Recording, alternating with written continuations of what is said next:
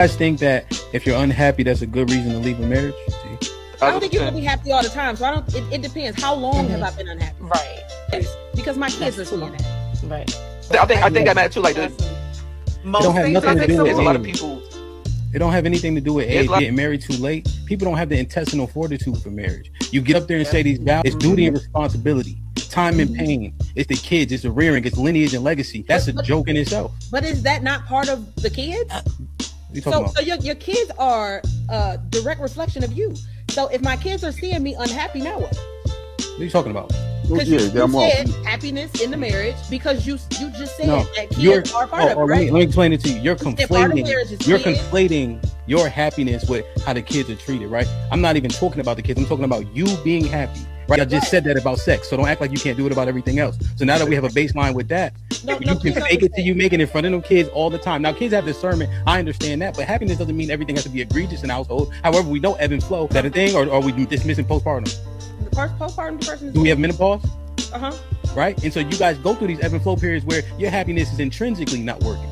But that's why I agree. But I'm just saying. But you put it on the kids. Like, no, answer my question directly based on happiness itself. I did, but I said it depends on how long I've been unhappy. Raising my kids in a house where there's no happiness is not selfish. That's not life goals. Just for the sake to say I have a husband. Are you serious? No, you made a commitment under the Most High God, right? Unless you don't believe. Who cares about the commitment if I'm unhappy and I'm dying inside? No, don't interrupt them, Melly. Sorry, Nikki, what you say? I'm not staying unhappy for 10 months. You talking about 10 years? Well, I've stayed unhappy for a very, very long time. But who is going to continuously stay in an unhealthy marriage where you're burning inside, you're dying inside, you done forgot who you are, you done forgot your self-worth, and you're just super unhappy, like depressed to that point, just to say I have a husband and I have a family? I think that we know how hoes are created. Callie said it earlier. Something about they ain't had their daddy, their daddy didn't love them. That's one. Secondly, most of these hoes been hurt by a man. Just like these niggas that been hurt by women, they become hoes. It's the same thing. Savage. Okay, so this is what I'm saying. Even with what Callie is saying, the lack of love, hopelessness, a deficit, desperation. That's all the same umbrella. I'm desperate for the love of a real man because a man never loved me. So I'm out there searching for the love of a man. But because I don't know how to properly find love from a man because I never experienced it. So now from the worst experience that I've had and the damage that I've had from men, I'm telling you now I'm only going to use them for what I like them for, because there's no possibility that they could ever even try to love me correctly. And I'm so lost on love, so in the deficit, I'll be desperate. And a lot of women have penis in that. The girl come up here, Ham. Remember the girl that came up here who was cosplaying a man? She was a whole butch, calling the women male-centered up here. You're trying to become them niggas. Talk about worship when you think you're fucking up a storm because you're a man and you're acting like a man. That's male worship down to the ground. So the women who are promiscuous, are we saying they're all desperate? Majority. I'm not saying that, but I know. Yeah, I agree. I feel like in my point in my life, I feel like I was being groomed to cater to him. So at 18, when did you guys break up or stop doing with each other? When I was 21, turning 22. So you went for about 3 to 4 years. How did you upgrade him? I think that I gave him a different perspective. Well, you also feel like after you dated him, I upgraded you, and then all these women want you after what I did for you. Bro, he was 18, bro. Like, you grilling him, bro. What the fuck? It's hard to imagine an 18-year-old girl upgrading a 28-year-old man, but then you left curious, what could you have possibly really done to a man that age? Like, you don't have no money, you 18, you don't have much knowledge, you 18. But what we're witnessing is cognitive dissonance. So there's no way you admonish the man by saying that you upgraded him and then in another breath say he groomed you. Mm-hmm. Those two things are diametrically opposed, right? And then you said age don't matter. People could be wise beyond their years. However, when Tamia gave you the bail money about you being 18, you're like, yeah, I was just 18. Nah, because remember you just said that you had the wisdom and understanding of somebody older than that, which is what you would be able to bestow on him.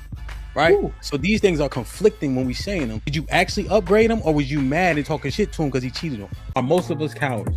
Are most of us willing to kill and die for our wife and children? Are we willing to defend ourselves? Do we know what it looks like when shit is hitting the fan? Do we know when danger is actually upon us? How many dangerous situations have we been in to tell?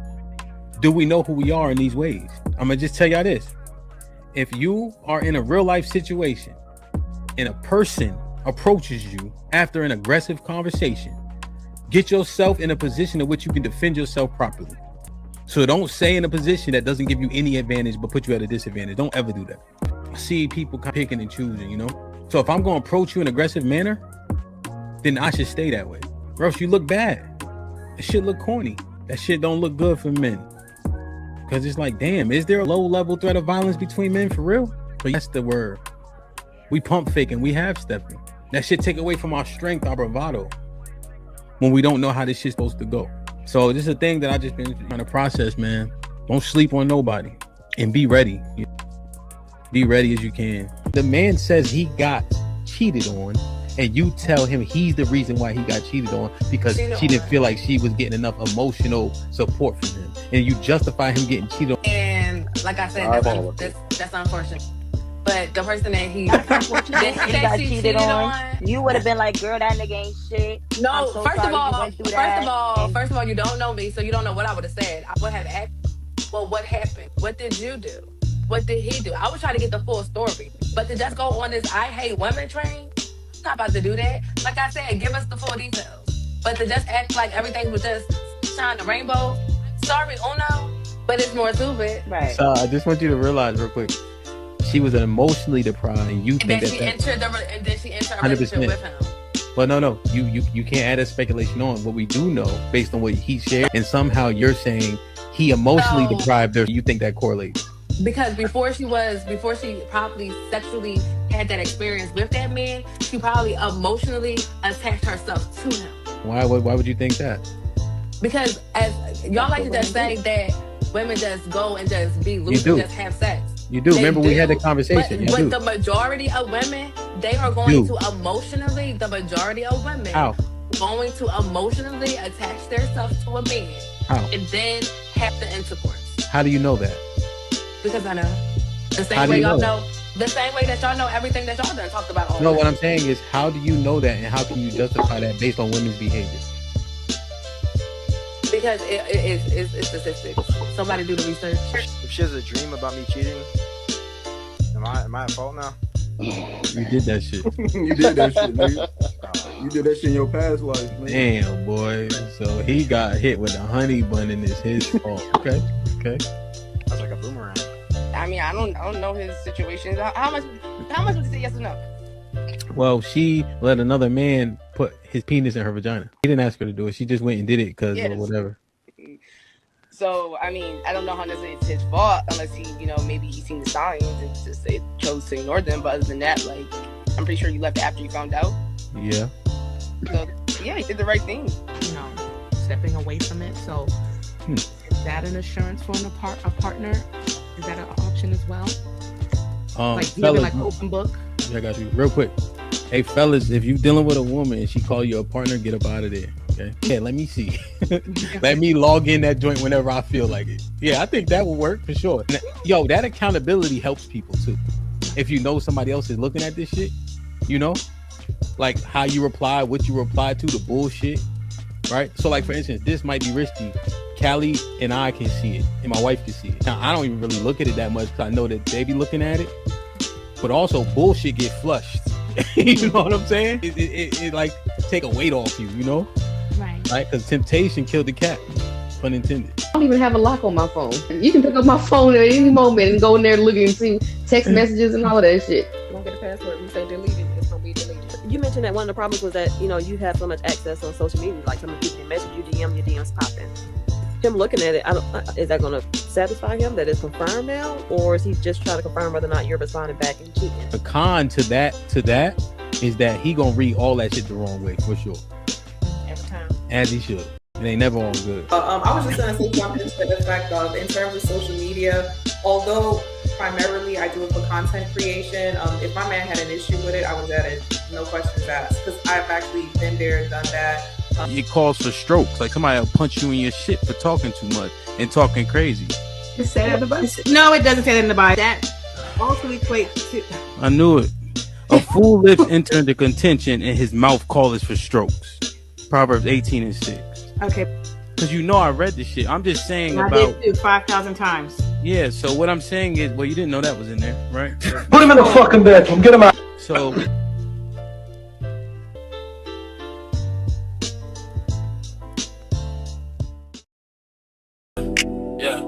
It's a rock, it's a rock. Like, share, subscribe, tell a friend, tell a friend. DJ HAMP about to go live again. So hit the likes, my friend, on your way in.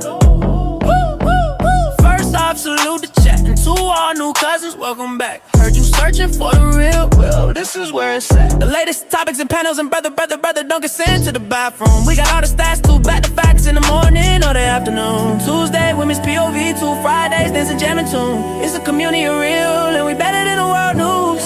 This might be risky, I hope you know. This might be risky, let's go, let's go. This might be risky, no, I love you, real, I love it. This might be risky. Salute to DJ HAMP, it's time to start the show. Salute to DJ HAMP, it's time to start the show.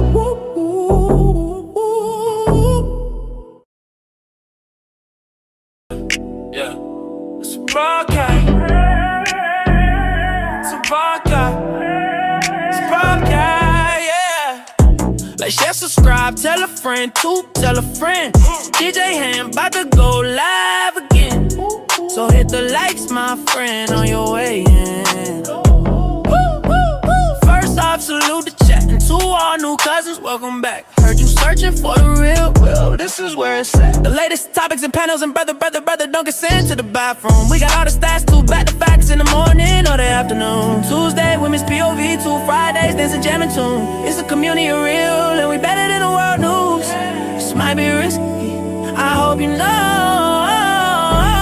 This might be risky, let's go, let's go. This might be risky, no, I love you, real, I love it. This might be risky. Salute to DJ HAMP, it's time to start the show. Salute to DJ HAMP, it's time to start the show.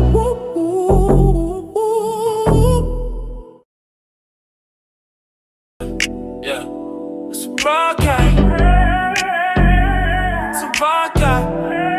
It's a broadcast, yeah. Like, share, subscribe, tell a friend, tell a friend. DJ HAMP about to go live again. So hit the likes, my friend, on your way in.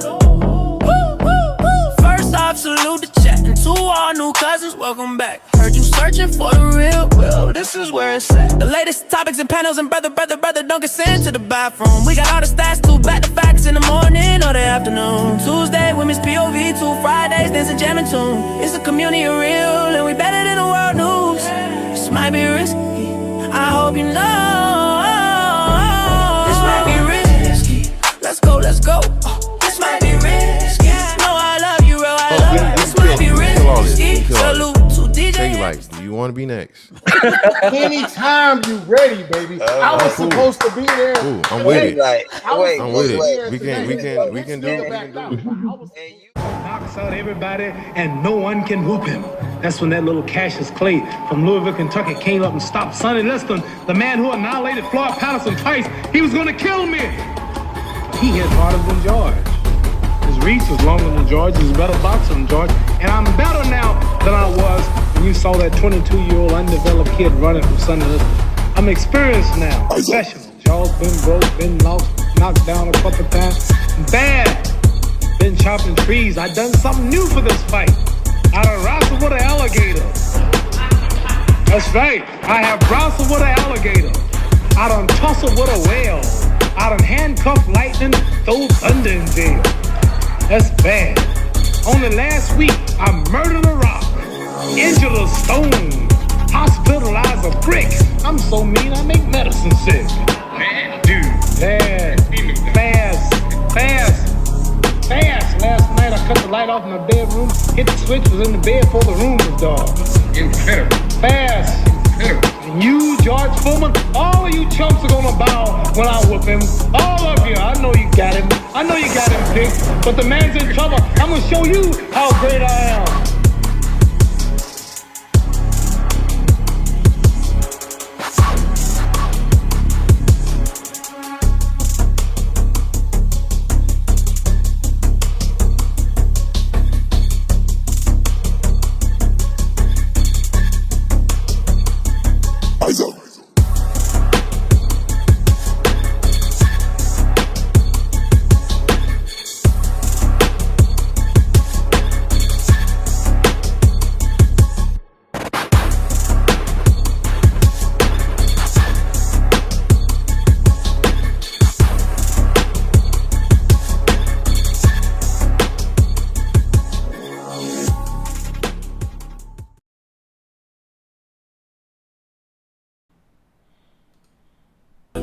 Yeah.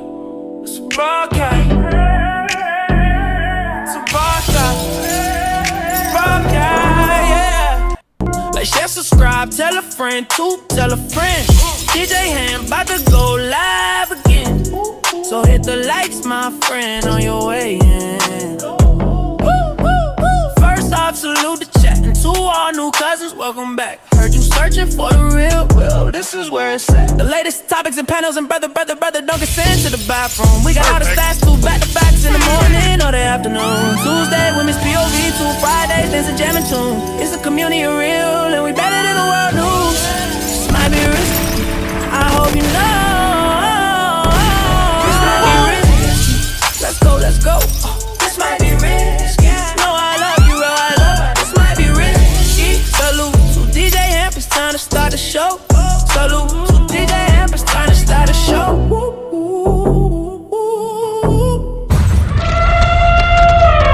Run, it's a stampede! DJ HAMP, the stampede. DJ HAMP, the stampede. Yo, like, share, subscribe, tell a friend to tell a friend. Hit that like button right now if you can. That helps the channel the most. DJ HAMP, the Stampede, we in the building. Rel, what's poppin'? Good morning. It's my mommy's birthday. Word. Happy birthday to my mommy. Yep. What's she doing for her birthday? She having a party. We going over there later. Me and the kids. How old she turned? 63. 63? Yeah. Damn, she young. She was 31 when she had me. Yeah, she young. My mom is what, 68, I think? How's your dad? 67, 66, 67. Somebody. My dad. Huh? No, go ahead. And my dad is 77, so. Okay. Your mom older than my mom, my dad older than your dad. Nobody older than my dad. 77. Damn, son. My grandma turned 89. I'm telling you, old people cannot fall, bro. Falling is like the end of everything. My great grandma was 96, right? She had all her teeth. She could walk and all that. She fell once. She was gone 6 months later. She used to They can fall, HAMP. They can't get back up. Yeah, you goddamn right, man. Grandma fell. That was a wrap. She had all her teeth. Know what I'm saying? She used to do snuff every day. Every time you go see grandma, you're like, hey, grandma. She like, hey, how y'all going? Yeah, that snuff right here. You never seen that? What snuff? Like chewing tobacco. Oh, wow. You ever see the baseball players? You know, they be like, yeah, they call that shit snuff. And then she used to drink a 6-pack of Milwaukee's Best a day, bro. I'm telling you, man, it'd be so odd. Like, my grandfather, he lived till he was like 80-something. He used to drink this gin called Beefeater with orange juice. I think that's called a screwdriver. Every day, bro.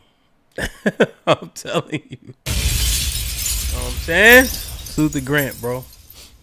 My brother, right? He named after my grandfather, right? My great grandfather.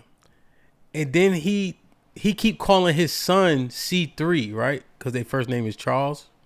I'm like, that's not how that works, my nigga. You're not the junior nor you're the second. You just named after him.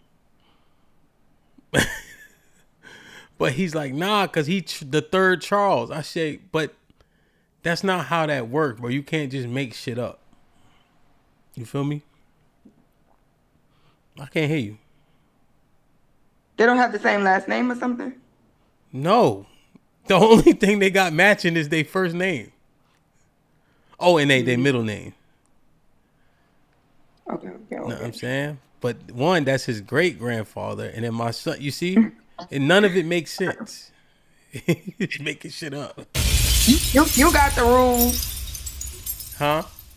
I said you got the rule book on the junior father, junior, senior, third, fourth, fifth, sixth head. That's a fact, bro. He trying to make it. Nah, beloved, you got to start over. Your son is a junior, not the third. You heard? Ironically, my daddy have a junior, but that brother only had daughters. Word. Yeah, but one of his daughters is a doctor, so shout out to my niece. Yeah, cool, man. Cool. That's what's up, man. Yo, let's get it popping, man. Let's see you in the chat real quick, man. We got, what is it? Today, Tuesday, Wednesday, Thursday. We got 2 days in a wake up, man. And it's lit. Risky weekend upon us, man. Make sure y'all go look. I think you put it in the public chat, but you got to repost that. Relly got a plug for all the drug addicts when they get here, you feel me? So make sure y'all get in tune, man. E-Dub, what up? Black America, what up? Cali Bev was popping. Josh in the building. No Country for Old Simps, salute. Maul the Master Barber was popping. Hope all is well. Nightbot behaving. Supraman. Salute. My brother T-Mac, what up, Ock? Good to see you, man. Hope all is well. John in the building, yo. Salute. Salute to John and Rebecca, man. You know they about to have another hatchling and all that. Long head, pause was popping. D, I ain't seen you in a month of Sundays. Kiddo was goody. Good to see you. Angel in the building. Aaliyah was popping. Twin, good to see you. Rebecca, salute, man. You know what I mean? Ordy was shaking. DJ Smoke in the building. OG Vet Life was popping. Miss Bells, we see you, man. Salute. K, you usually be here in the daytime? I usually see you at night unless I'm bugging. Well, anyway, salute. Imperial was popping. There he is. I ain't seen you in a couple of days, my G. Hope all is well. Relly was in the chat. Impress. Yeah, man. Salute. Impress in the building, man. Let me see. Mr. Williams, what up? Salute. Yeah, man, it's here, man. Get your ticket if you're around here. I'm telling you, you don't want to miss it. Yo, Lee, Shalom. Good to see you. You know what I mean? Foe in the building. You heard the intro. If you want your own intro, get in touch with me. I'll get you in touch with Foe. You can get in touch with Foe directly, man. Foe gonna be front and center all weekend, man. Hosting the podcast, hosting the blackout party, hosting the fights. We're gonna have a ball, son. Edward was popping. Miss Jilly, make sure y'all say what's up to Miss Jilly in the chat, please. Josh, what's the word? Salute. Yeah, man. We doing good. Let me see. Melly Mel was popping. Homeboy, Shalom. CC in the building, man. One thing about CC, man. She might be the worst moderator I've ever seen in my life. But she top 3 supporters, so take what you can get. Strada, what's shaking, my G? SPS in the building. Please go like, share, and subscribe to that brother. He doing the Lord's work. You heard? Bartholomew Israel. Shalom, Ak was popping. Good to see you.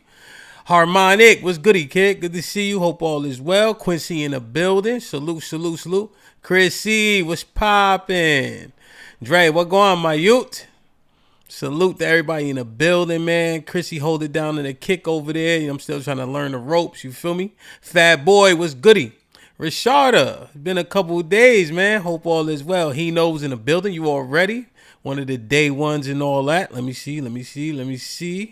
All right, I got everybody. I think I got everybody. Yo, I'm sorry, K, man. It is what it is, you heard?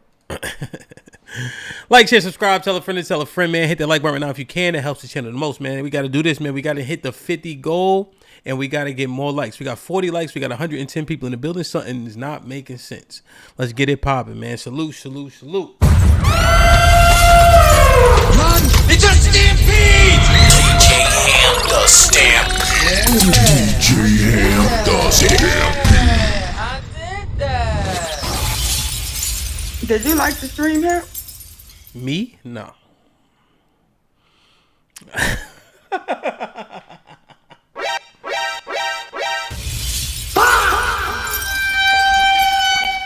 I will do, though.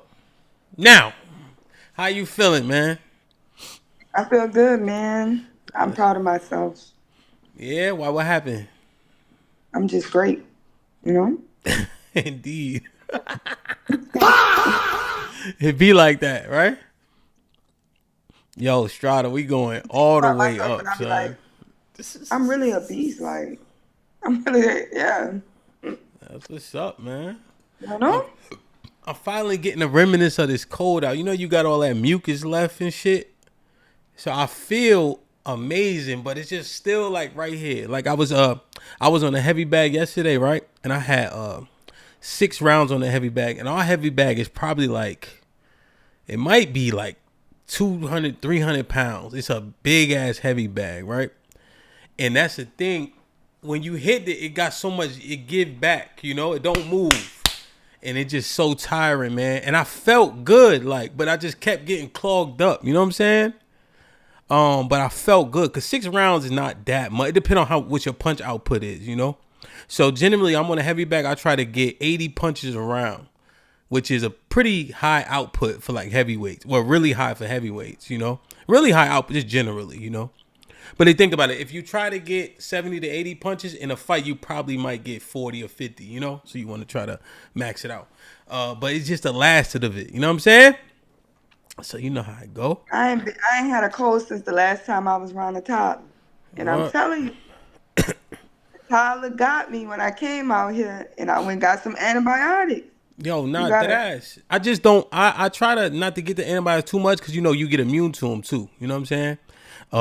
But no, I catch a drift. I just started taking that one a day, you know, because my zinc was kind of low and my vitamin D pause was low, you know? So I needed that.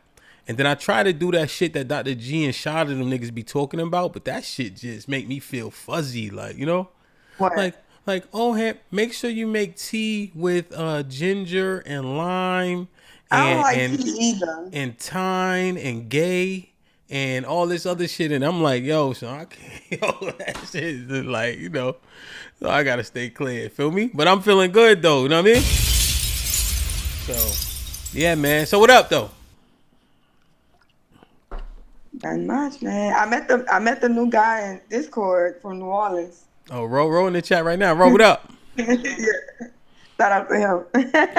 No doubt, man. Ro be running amok, man. But I like him a lot, though. Yeah. He authentic. He just gotta, you know what I mean? Let somebody else talk. You know, let somebody else talk, baby. You know what I mean? So, but it's good though. He got good heart. Like, he not malicious. He just talking. Like, he got an opinion all the time. You know what I mean? You know, so I could take that though, feel me? And then when I engage with him, he listens. You know, he like take a second. So you can't be mad at a brother like that. You know what I'm saying? And then here's the fly shit, right? Aaron, what up?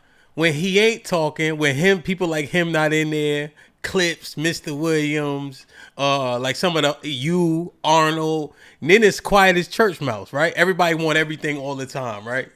You know? Because if Ro ain't talking, then ain't nobody talking. If the people who can't start a conversation ain't there. You know what I'm saying? So you got to take good with the bad, bro. I'd rather that than a bunch of mutes. You feel me? So you just got to hone it in. Dr. G, what up? Binks, what's poppin'? You say that. Then you come in there. Well, you just talked for 6 hours. Let somebody else talk. That's how you come in. Let somebody else talk. Let somebody else talk. You know what I mean? We go on mute. Nobody got nothing to say. You come back. Fuck it. Never mind. Yo, man. Let's get it, man. T-minus 2 days. We got 2 days in a wake up. If you understand that lingo, all praises. If you don't understand that lingo, all praises. All praises either way it goes. I'm trying to tell you, boy. Either you made it out or you didn't have to. So, love costs everything, huh? Everything, man. Love costs you everything, right? What you think about it? What you think? Do you think love costs you everything, or you think love don't cost nothing? I think I would have to lean on the side of love costs you everything. Because you risk the most loving people, right? Because you expect a lot from the people that you love, and most often they're not gonna meet that expectation. They'll let you down. They take you for granted, right?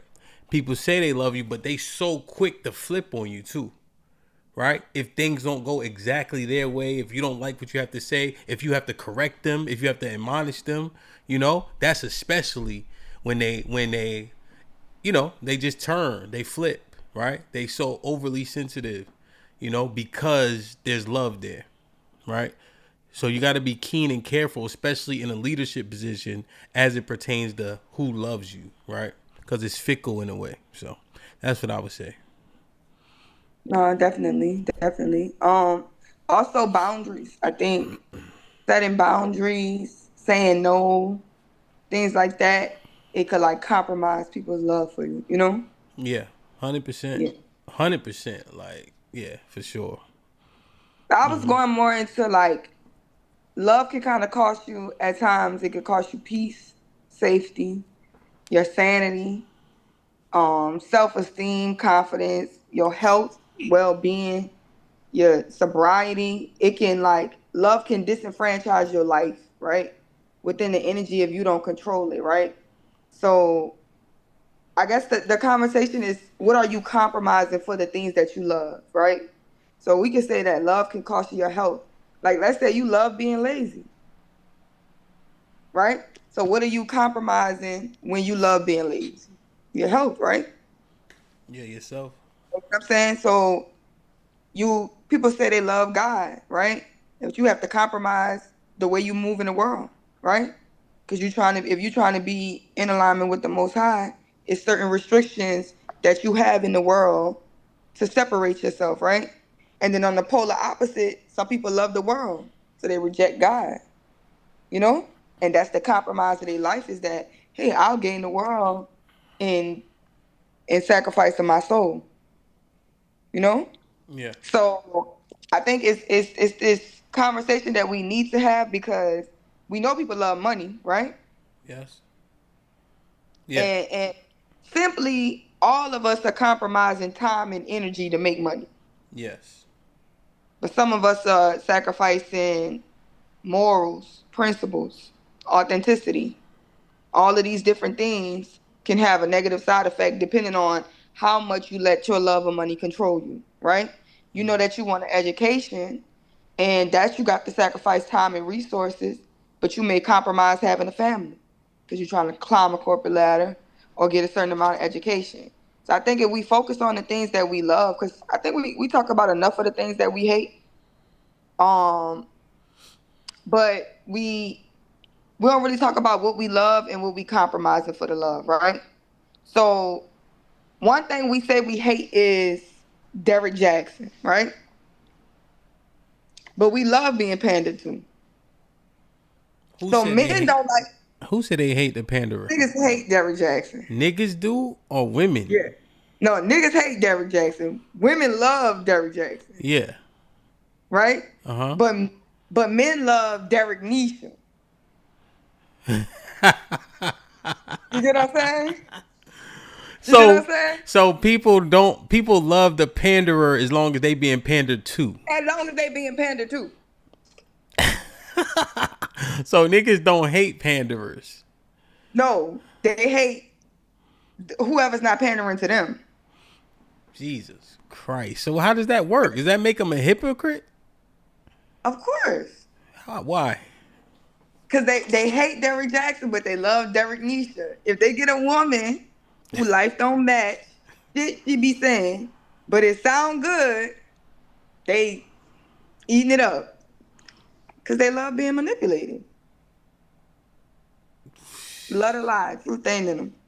Jesus. Hate the truth, love to lie. So what is that, though? What is it? The need to feel wanted? So the love of feeling wanted and desired, right? You'll fall for manipulation. Mm-hmm. The want to be, the love of being accepted or liked can compromise you as well, right? Yeah. And most people are people pleasers, right? I think a lot of times, let's say peace. If you're somebody who you hold peace above a lot of things, people who love peace sacrifice community. And people who love community sacrifice peace. Because they say more money, more problems, but most people, more fucking problems. More fucking attitudes. More fucking everything coming with it. The more people you bring, the more shit, come with it. all these different personalities, all of these different problems. Yeah. So because most people are people pleasers, because people want to acceptance, right? Mm-hmm. You understand that certain lifestyles restrict you from being a people pleaser, right? If you for the Most High, you know you can't be a people pleaser. Because you know a lot of times where the crowd might be going right, the Most High be telling you go left. And sometimes that's a walk alone. You know what I'm saying? My brother sent me this post all the time. He said, they got a line of people that love God and they got 1 million people in it. And then they got a line of people that obey God and it's like 10 people walking. And they ain't even walking together. It's 10 individual people walking up the road. You see what I'm saying? Mm-hmm. So within that, the majority of the people are group thinking because they want to be accepted by the crowd.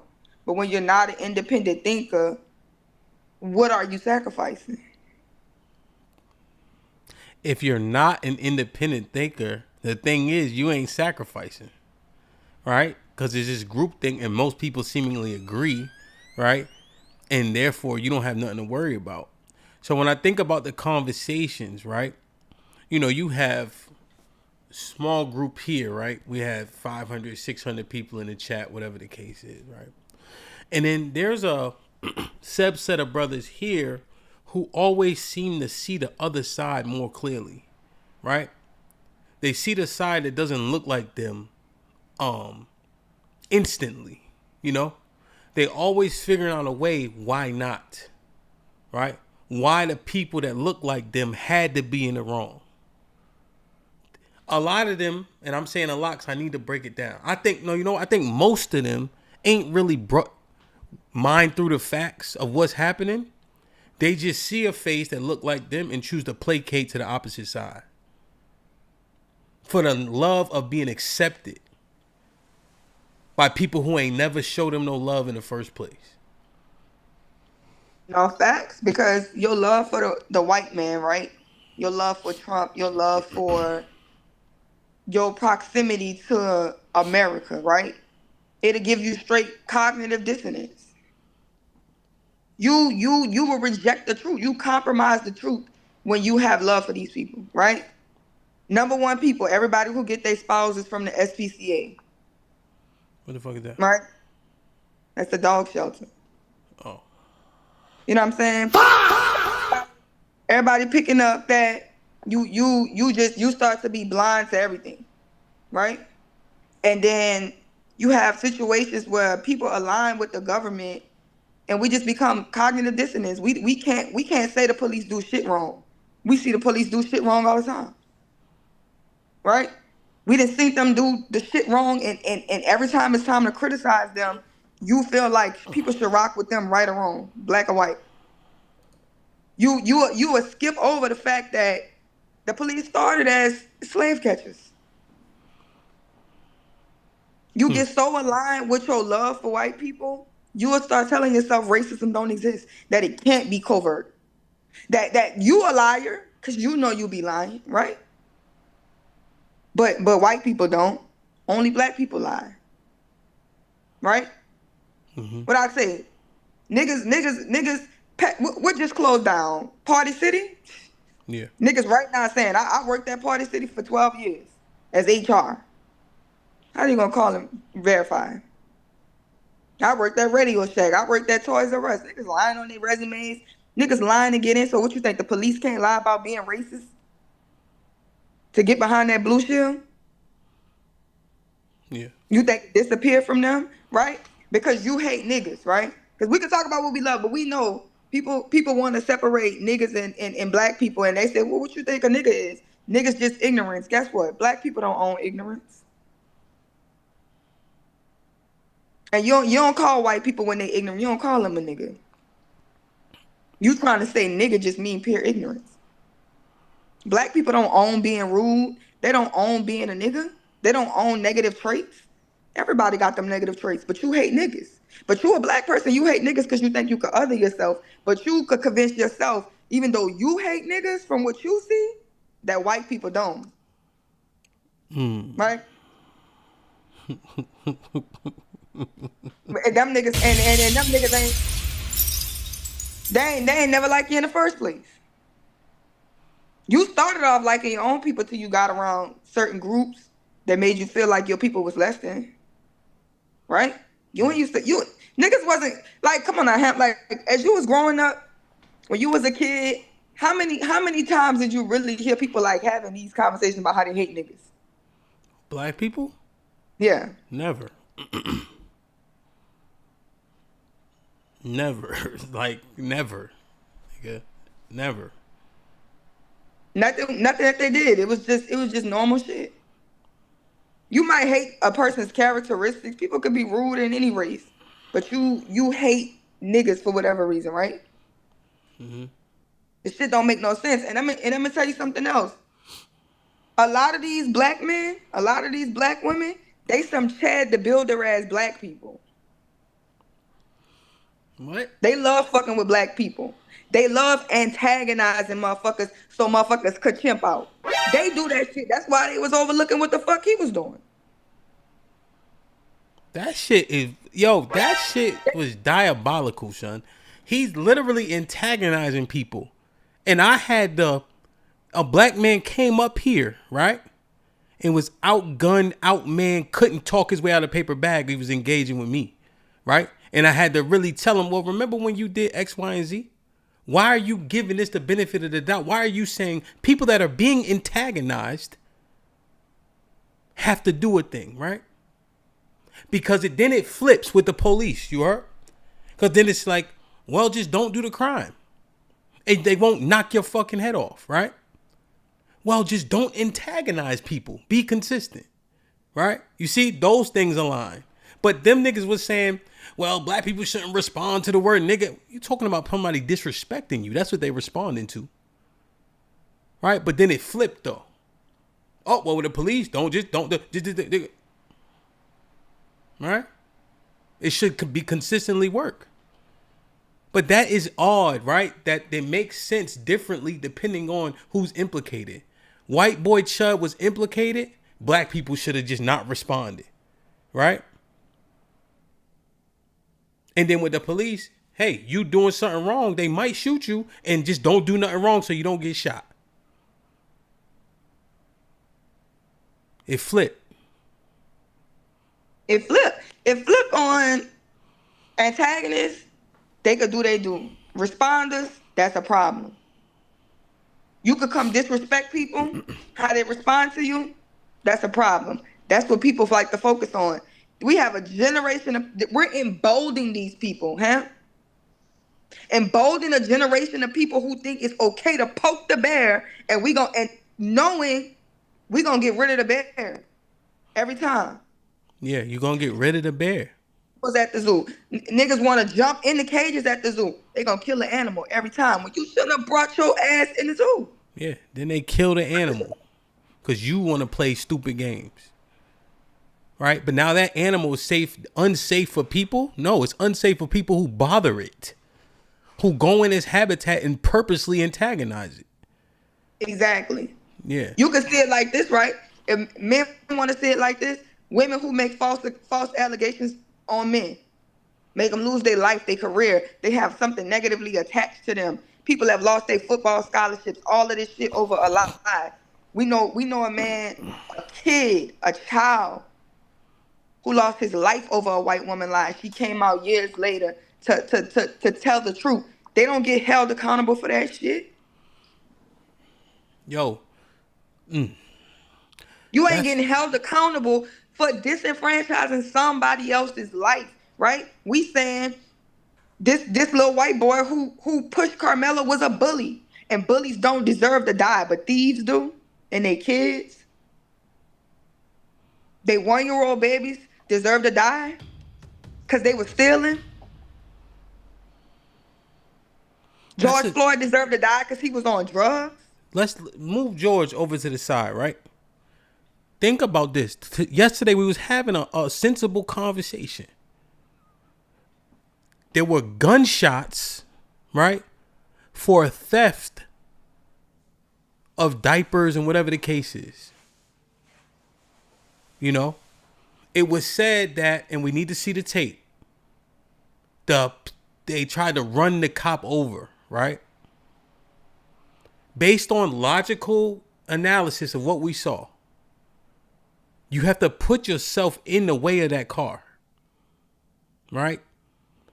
The people who really shot people to death said it makes no sense to shoot the driver of a car coming at you because they don't stop. They keep going.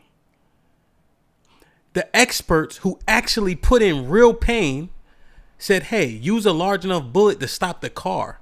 Shoot through the radiator. These are mechanical engineers. So it made no sense for what happened. We have this. I said this yesterday. We have all the technology in the world, license plates, cameras, right? There was no tinted windows. You got to picture their face. Literally, when you shop at Walmart, there's a camera when you use the self-checkout. I'm going to just go get you. Camera following you everywhere you go in Walmart. Yeah. And let me tell you something. Unless you steal a certain amount of money. I want to get this. I just want to finish this train of thought, right? The criminal needs to be arrested and prosecuted, right? How you get it done is what we assessing. So when they came out with the purge law, remember they called it the purge law in Illinois? They say don't chase, right? People under a theft of this amount. There's cameras everywhere. We got you now. People often live in proximity where they do crime. We'll see you again. We'll come get you. But it's not worth risking other people's lives who are doing absolutely nothing on a high-speed chase. Here's the fly shit. In Connecticut, we been had that. My friends used to say this, right? Yo, my friends, was outside. Yo, I took the boys. Okay. Did he mean that the cop got behind him? He dirty. Boom, boom, boom, boom. He hit the corner and all that. The cop don't chase him because that high-speed chase, a few police where I'm from died on high-speed chases, crashing and whatever the case is, right? But they know his name, right? He a career criminal. He on camera. They got his license plate because they know his girl name because even though the car ain't in his name, he don't know that many fucking people, right? He in the same places all the time. He live in proximity. We'll go get him. Because they know where he at. There's no need to go on a high-speed chase and endanger everybody who just trying to make it.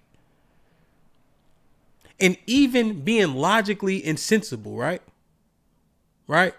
People were saying, oh, well, she just should have never stole. We ain't saying that. Oh, yeah, we agree. But how you pursue a person who stole $40 worth of something is the key. But motherfuckers can't even see that shit, really. Oh, well, you shouldn't have. Remember, he dead, remember? The little boy's dead, you see? Right? Now, if you juxtapose it with the Metcalf Carmelo Anthony, remember, 40 years in prison and the boy is dead. And we can't make an honest assessment to these things. Because of the love of the proximity. To whiteness, to the police, to the machine. That's a dangerous nigga. Very dangerous. Very I'm about to say something. I forgot. Go ahead. I forgot what I was going to say. Nah, I just saying like that shit is just very dangerous because when you can't see people clearly abusing their power, right? And we saying, hey man, yeah, Metcalf was a bully. He didn't deserve to die though, but the 1-year-old did. Bless you. Thank you. Over some Pampers. It's certain things we know not supposed to happen, and clear as day, shooting at a car over some stolen merchandise. Bro, nothing in Walmart costs that much. It just don't. Nothing in Walmart. Nothing in Walmart. We've been taught this as civilians, right? You walk against traffic. You ride your bike with traffic. Because you can get out the way, like just a car, right? How it turns, you're more able on your feet to get out the way of a car if it's like, wayward. On a bike, you don't have that much control. People just end up falling in the same place, right? So they say just ride with traffic. Also, going with it is better than getting impacted, It just foolish, right? So when they saying Ma Dukes held the baby up to say, yo, the baby's in here, right? Don't hold the baby up. Why she hold the baby up, right? Well, hold on, my heart. Why the fuck are you shooting in a car that you put yourself in front of right? When you're trying to apprehend a suspect for what they stole, right? You can't even make an honest assessment because it's too many niggas who hate themselves damn near who want to say, why are you implicating the cops? What are you talking about? We having a conversation about the entirety of the situation. But you can't even have a conversation, really, because the niggas who want to placate too busy trying to talk about what niggas did wrong. We talking about the entirety of the situation. That shit is corny. Right? And another thing, Hamp, it's the unpreparedness. Niggas is always talking about what they gonna do. So this is what we need to start doing. In elementary school, we need to have drills where we point guns at civilians. So we can train them on how to act when somebody pointing a gun at you. Right? Because everybody always think, like, Hamp, just knowing what you know, niggas don't die with their guns on them. Yes. Everybody think this a Rambo movie. Everybody think they the nigga from Taken. Everybody think they John Wick. When danger is upon you and it's never been upon you in a way ever before in your life, tell me what you do.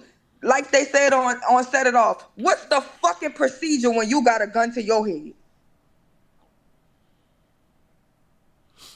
People telling you about training and practices and all of that. What's the fucking procedure when you got a gun to your fucking head? Then you tell me about a procedure.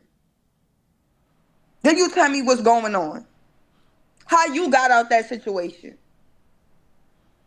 You're talking about shit that scientists have come up with, freezing, fawning, all of these different things. I'm keep telling you, young boys in the hood gonna ask their partners to empty their clip because they already know somebody could come spinning at you the most thing. When you hear gunshots, niggas is getting low, niggas is getting down. Yo, most niggas are standing up shooting. Y'all think y'all Rambo. And this the problem, right? Niggas never spun, never been outside, never seen a nigga spin, never none of that shit. Right? So it's from a picture perfect point of view. Right? They think because the criminal is doing something against the law that the measures of which you apprehend them are endless. Right? Think about this. They think it makes sense because somebody stole something that was nominal value. In order to stop them, that should up to and include killing them. Because of how much they want to placate and be on proximity to. We was having a conversation yesterday, right? Mr. Fantastic already addressed the girl, right? Nobody addressed the other side. Niggas asked me why I was talking about the other side. Well, smart guy, we're having a conversation about the situation. If he already addressed the woman, why would I need to? Right? Let me cite the other part of this issue. You see? And you don't know who policing you. You don't know their prescriptions. This shit is crazy, bro. For the love of the proximity. And you know my messaging, right, Relly? Do well in the earth. Do right by people. Black, white, blue, all kids should be protected. You know I say that all the time. Look, I'm riding around. We had to do a job on Sunday. I had a call out. So I'm driving my car. My wife had just driven it. I didn't even realize it was all the way on E. So I'm driving to, fro, boom, boom, boom. Right? I get off on 2920, you know, Farm to Market Road. Because I'm going to, what's that city? Not Katy. I forget what the fuck it's called, right? Tomball. So I'm going that way. And run out of gas on the side of the road. I got like 200 yards toward the damn gas station. So I'm pushing my car, right? Is what it is, you know? Pushing it. White dude and his girl was like Latino, black, something. So I'm like, damn, the car got lighter. But he just jumped out, started helping me push it. They were younger too. Helped me push it kind of to a ditch, you know, because I get out the road. And then I was like, thank you so much, you know? He's like, oh no, we could just take you to the gas station. It's right here. Right, you know, and I'm dressed. I have like a collar shirt on, you know, but I'm in shorts, so I'm about to go move somebody, and I'm not small, you know. He's like, just get in, right? And they drove me. She's like, take your time, because I'm running, you know, because I don't want to, you know. And they like, take your time. We ain't in a rush. But I also had to get to the client, right? And they helped me. Black, white, blue, purple. And I would have done the same thing. I push cars plenty of times when I see people stranded, you know. These 2 people crashed. His airbag deployed. I got out. He was ended up getting out. He was straight. And the police were right there. But, yo, you do well in the earth. Don't mean that a gift destroys your mind. I had to force them to give me their Cash App because they didn't want to. I said, you know what? I ain't getting out. So now I'm like, you know, jokingly, right? I'm like, all right, follow me on Instagram then. And I finally got them, you know, then they were able to do it. But yeah, that don't mean that, you know, you don't perceive all aspects, right? And what's wrong in the situation, you know? And it just broke. Yeah, and that's what I'm saying. Like I don't have a problem with collaboration, kindness in the earth, regardless of it, right? Niggas is human, but cops is human. So if every other human could make mistakes. Oh, look. Gotta be careful. Now, see, I could do this, right? Because it's Aaliyah. You see? Look at Twin not listening. So it's not okay to kill for stealing, but a push is justifiable. She's not talking to us, right? She gotta be having a conversation in the chat. I know she having a conversation in the chat. Twin, you having a conversation in the chat, right? You're not responding to us, right?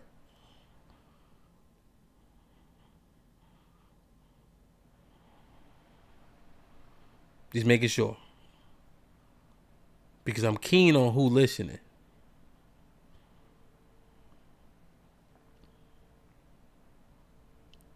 I'm just keen on it. You know what I'm saying?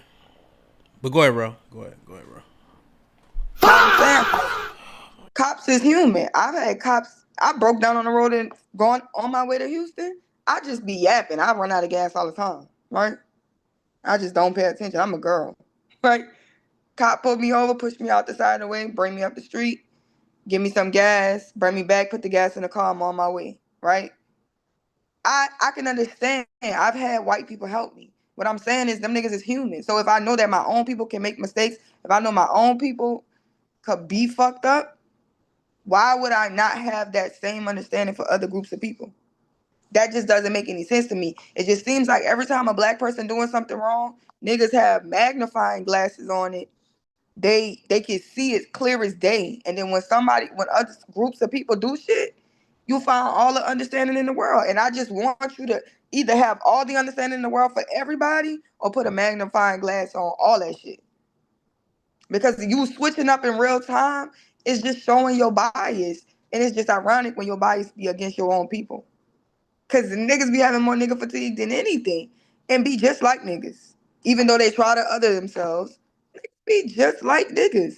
Niggas be Chad the Builder ass niggas, antagonists, coming around where they don't belong, bothering people. They got the same modus operandi, they got the same style, the same attitudes, the same aggression, everything.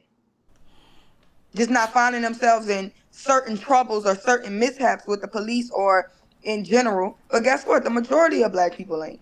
The majority of black people ain't going to jail. The majority of black people ain't getting into it with the cops and all of this. The majority of black people ain't doing it, so you're not fucking special.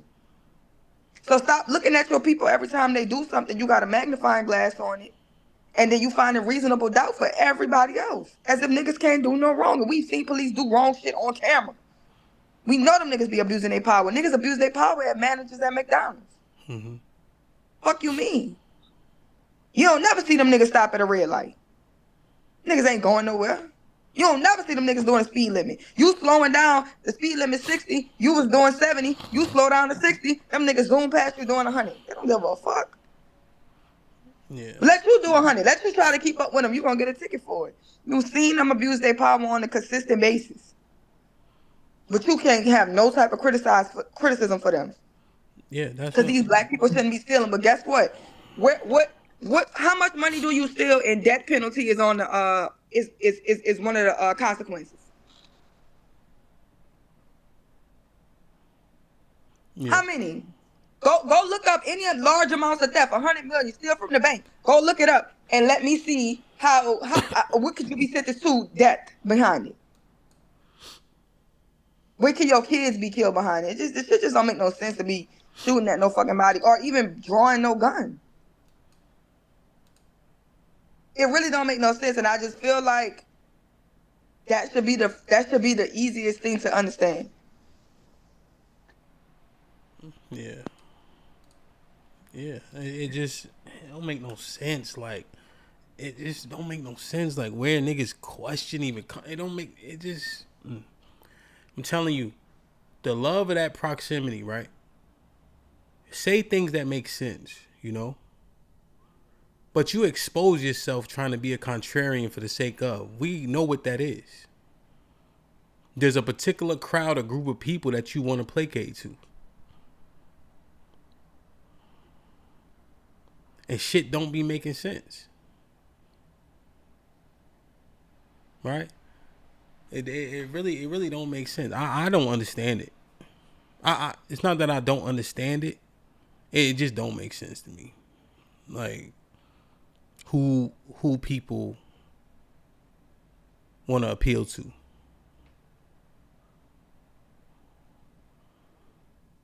You know? The love of it, acceptance. They really be real life black Chad the Builders. Trying to antagonize your own people and then telling people you too emotional. Right? Even the idea, I think, I was having this conversation with Tanga. Shout out to Tanga. I'm like, niggas be like, black people be so angry. We black in America. All anger is valid. You ever took a history class? You ever watched the news? You ever seen the conditions? You ever really learned about what happened to your people here? You think them Jewish niggas ain't mad about the Holocaust? You don't think they got anger, sadness attached to what happened to their people? Fuck, is we the only people that don't need to be holding anger for what happened to us? And it wasn't even that long ago. Why we can't be mad? Cause why do black people gotta be perfect for y'all to acknowledge that shit happens to us? But y'all do shit to yourselves, nigga. Everybody do shit to themselves. Everybody make mistakes, nigga. Everybody. There ain't no perfect people. Who are you comparing us to? Who is the perfect group of people? The Asians? Well, let's go check the stats in Asia. Let's go see who do the most crime in Asia. You talking about the 500 niggas that's here. Let's go talk about the people. What is they doing where they from? There's no degeneracy and nothing what other people do. That shit just don't make no sense to me. We don't own that shit. But it's just depending on what people are loving. They're putting themselves in compromising positions for the shit that they love. And the things that they want to align themselves to. All praise to the Most High. Yeah, man. Salute them. Okay. Salute to Missy for starting the gold train. Cheek, Mr. Williams, what's poppin'? What's good? What's good? Right. Good morning, y'all. How y'all doing today? How's it going? Yeah, it's just interesting, right? Oh yeah. Like, yesterday was like crazy. Yeah, it's just it's disheartening, right? Yes, very. You know, and then people go too far with mischaracterizing, right? So if you ask a question based on something nobody said, why do we have to answer it?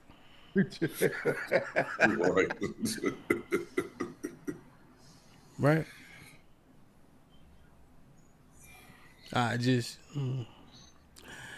But yeah, the love that I think is dangerous here in this conversation is the love of the proximity. You always make it make sense. The most egregious time I've seen those black people do it, in my estimation, is the Sonia Massey case. Right? The Sonia Massey case is the most egregious time I've ever heard black people make sense of a thing. That's probably the most egregious time. Like, you have Breonna Taylor, right, as an example. God bless her dead. There's just things, right? There's somebody shooting at the police. It's the wrong house, but somebody's shooting, right? Is she in the hallway? Is she in a bed? I ain't never seen too many people sleep through gunshots, to be honest, right? I just haven't. So you can kind of, right? Carmelo Anthony case. What is too much, right? What reaction is too much? You get 12 people, reasonable people in a room of all colors. I could see how people would say, why did he pull the knife? Me personally, I wouldn't pull the knife, right? I'm confident in the hand-to-hand thing. Yeah. Right? Also, I'm not that much smaller than a lot of people. Like, a lot of people are like taller than me, but just sheer like bulk and strength, I'm not really worried about that shit. Right. I don't know what it's like. You know? So I could see how people can have a conversation about what force you're willing to use in a given situation. So those are conversations that can happen. Sonia Massey, though, you know something off with the lady. Right? You know all these things. Yeah. And there was still people saying, nah, she fucked that up. Right. And we watched it. Off rip, they said it, though. Yeah, that's what I'm saying. That's the niggas that I'm really concerned about. Yeah. Right? The nigga that say you shooting in a car over a petty theft, right? After you put yourself in harm's way, well, you shouldn't have stolen. You would never have to deal with that. Why have to deal with that at all? Right. What discernment do the police have? But you can't even have that conversation with niggas because they act like you making a case for the criminal. No, we saying there's plenty ways to go get the criminal. Plenty of ways. Nigga come knocking on my door. Yo, where your bed at? XYZ. I said, I mean, no harm. You got to do your job. But they knew to come to my house because they know that's my friend. You see? They already know. They just need to know where the nigga at. But they did their due diligence. So I just don't get that shit, bro. I really don't. What you think, Cheek? Mr. Williams was popping. Go ahead, Cheek. Yeah. No, I don't know, man. There's a pattern. There's a pattern, though. Start asking these people where they lean, how they think, their ideology. Oh, shit. Here you go, bro. I'm telling you, there is a pattern. What's the pattern, my heart? Ask Aaliyah who she voted for. Who she would have voted for. I just asked her. Yo, leave Twin alone, man. I'm not messing with Twin, but I'm just saying, like, when you ask a question that is not, if you say I asked the question because I'm just asking a question, okay, and nobody said any of the things you asked about, then you're making an assumption. I don't know what you're doing. You're doing some fuck shit. That's what you're doing. But again, if you were to ask, who would you vote for? They're going to say a certain. It's a pattern. These people are not well on any level. On any level. Not culturally well. They're not historically well. They're not factually well. They're not politically well. They don't care about people. They're unempathetic. They're always going to find a way to make sure black people can never be the victim because it's victim mentality, although we have laws and expectations based on the people and the authority that people have. Right? The way HAMP talk, I don't expect my president to talk. Why? They're both human beings. They both walk on two legs. They're both United States citizens. Oh, one's a president and one is just a civilian. There's different expectations and different expectations and behavior expected from people depending on their authority and position. This is nothing new. If you're the oldest, it happens with your family. If you're the oldest sibling, you do not get to behave like the younger siblings. You don't. And when you grow up, you're like, why do I have to? You always asking the question, why? Why do I have? Why? And hopefully your parents do a good enough job and explain to you why you can't behave the way that they do. But if you don't understand that and you're plus 18 plus, then you're just retarded. That's nobody else's fault. That's on you. If you've never had any, if you've never been a leader, a manager, like nothing, then you just don't deserve a position of power, or you should be limited to it, or you just shouldn't be exposed to it, or you're just retarded. One of the, it's the options are limited here. Yeah, I don't know, but there's a pattern now. Start asking these people that say these things that just sound fucking weird, and go, who would you have voted for? I swear to God, you will not be surprised. Speaking the video you sent me where the man played the video of Trump saying some shit, the woman was like, I ain't hear that. She's like, I just played the video. She played the video again. Oh, well, at least he's not gay. What? Hamp, I swear to God, there's a pattern.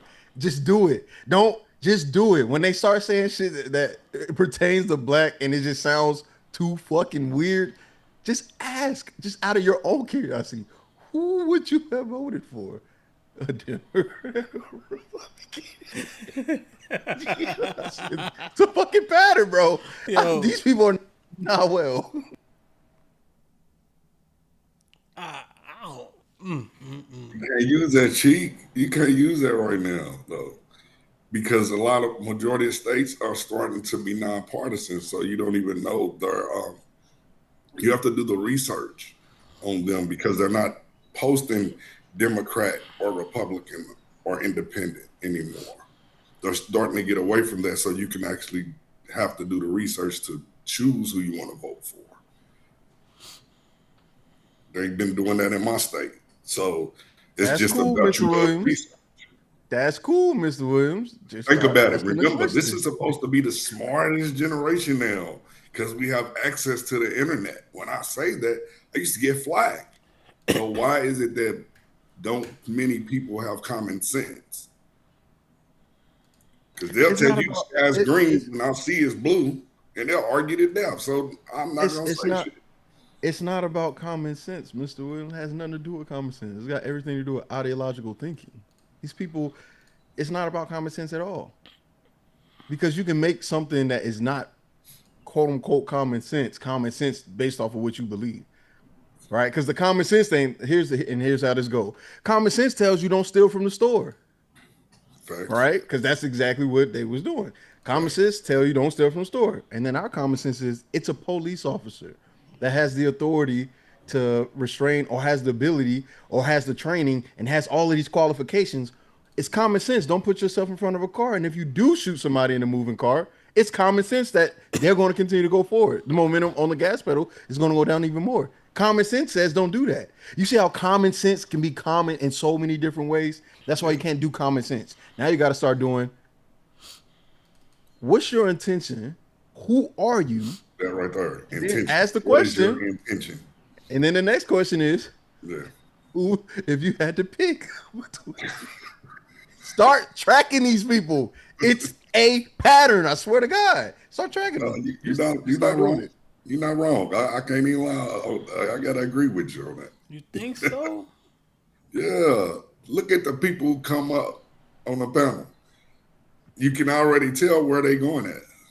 You just see it when they come up on the panel. We already know what's happening. Yeah, it is a very interesting dynamic. Right? It is very interesting to me. And is it really a pattern? Yes, it's a pattern. I'm telling you. I swear to God. I'm not making this up. You want to know why I'm not? Because I was part of the pattern. I'm not even trying to act like no. But when I start seeing things and I go, this isn't correct, then there's time for adjustment. There is no adjustment for those people.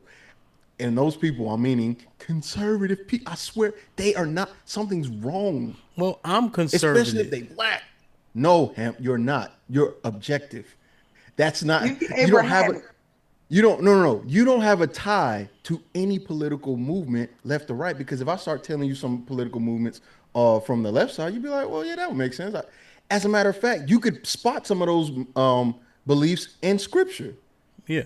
That would quote unquote lean more left. These people don't have scripture. They don't care about that. I see. Okay. They're not. These people. Conservative is its own thing. They claim to be Christians, but we know the history of Christianity. These are the same people that claim and are okay with Christianity for a reason, Hamp. You want to know why you can't convert them motherfuckers to being an Israelite? Because nothing can take white Jesus away from them, even if they wanted to. And they don't even live by it. This is a pattern. Start looking at these people. So, question. Start asking questions, bro. What do they have the love of, right? When they're willing to just simply just go against all the things that look like them, essentially, right? What is it? Their love of proximity to whiteness, love of the United States of America, love going against their people, love being trying to be an outlier, love of being a contrarian. Were they willing to sacrifice, right? Outlier. As long as they get the nod from people who don't look like them, they sleep well at night. Because when you look at the retorts and the rebuttals, it don't make sense at all. And I'm only using Twin because, right, she be on the panel tonight, like, you know what I mean, she a part of the family. That's why I pointed out that one particularly. I don't understand that question because nobody said that.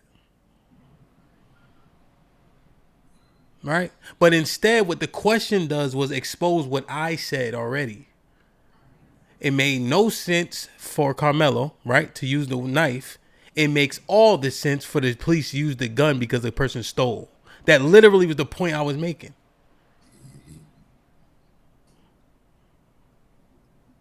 Yeah, because I didn't hear nobody say anything yesterday about what they did wrong. They're not even yesterday. Fuck today. Today. Today. Yeah, He clearly said. He clearly said that today, which is why when the question comes, it comes across very disingenuous.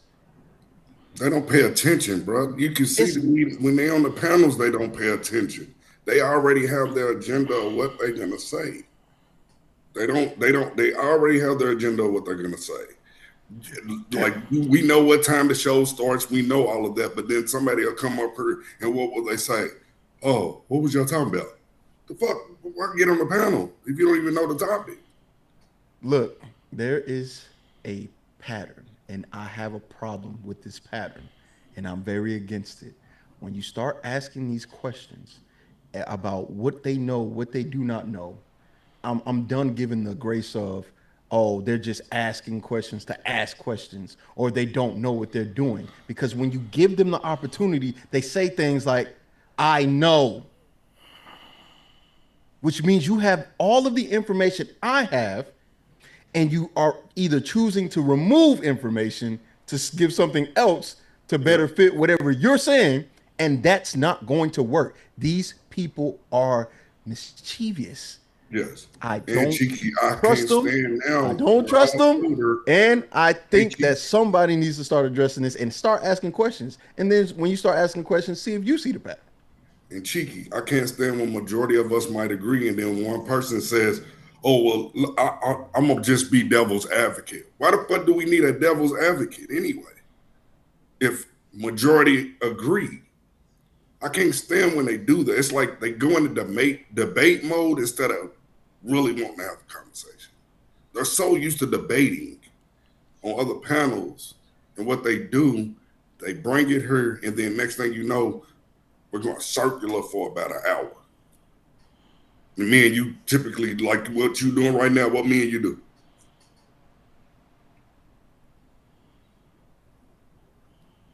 They don't want a solution. They want a problem, and they want to keep it going. Man, it's just me. That's what I see. I need to understand like what the love is, definitely. Like I definitely need to understand what the need or desire is to make sense for shit that don't make sense, or make the most sense out of things that don't look like you, don't mirror you, you don't commune with, none of that shit. If we don't have the details, what side do you err on? Right? If we wait for more details to come out and we just gonna speculate anyway, I want to understand, why is your speculation for and against? Always against, bro. Always. Right? Because if it is based on speculation, when we have the details, let's make an assessment. Right? But until we have the details and we just speculating, because we are professional podcasters, why is your speculation always? That's fucking interesting. Yeah.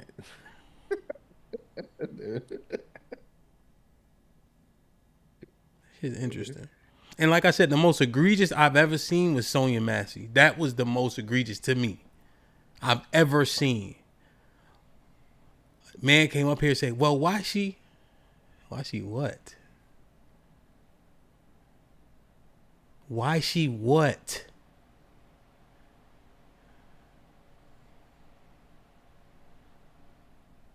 Why she say rebuke you in the name of Jesus? Why she what, nigga? Why she what? Why she going to kill? What are you saying? Why she what?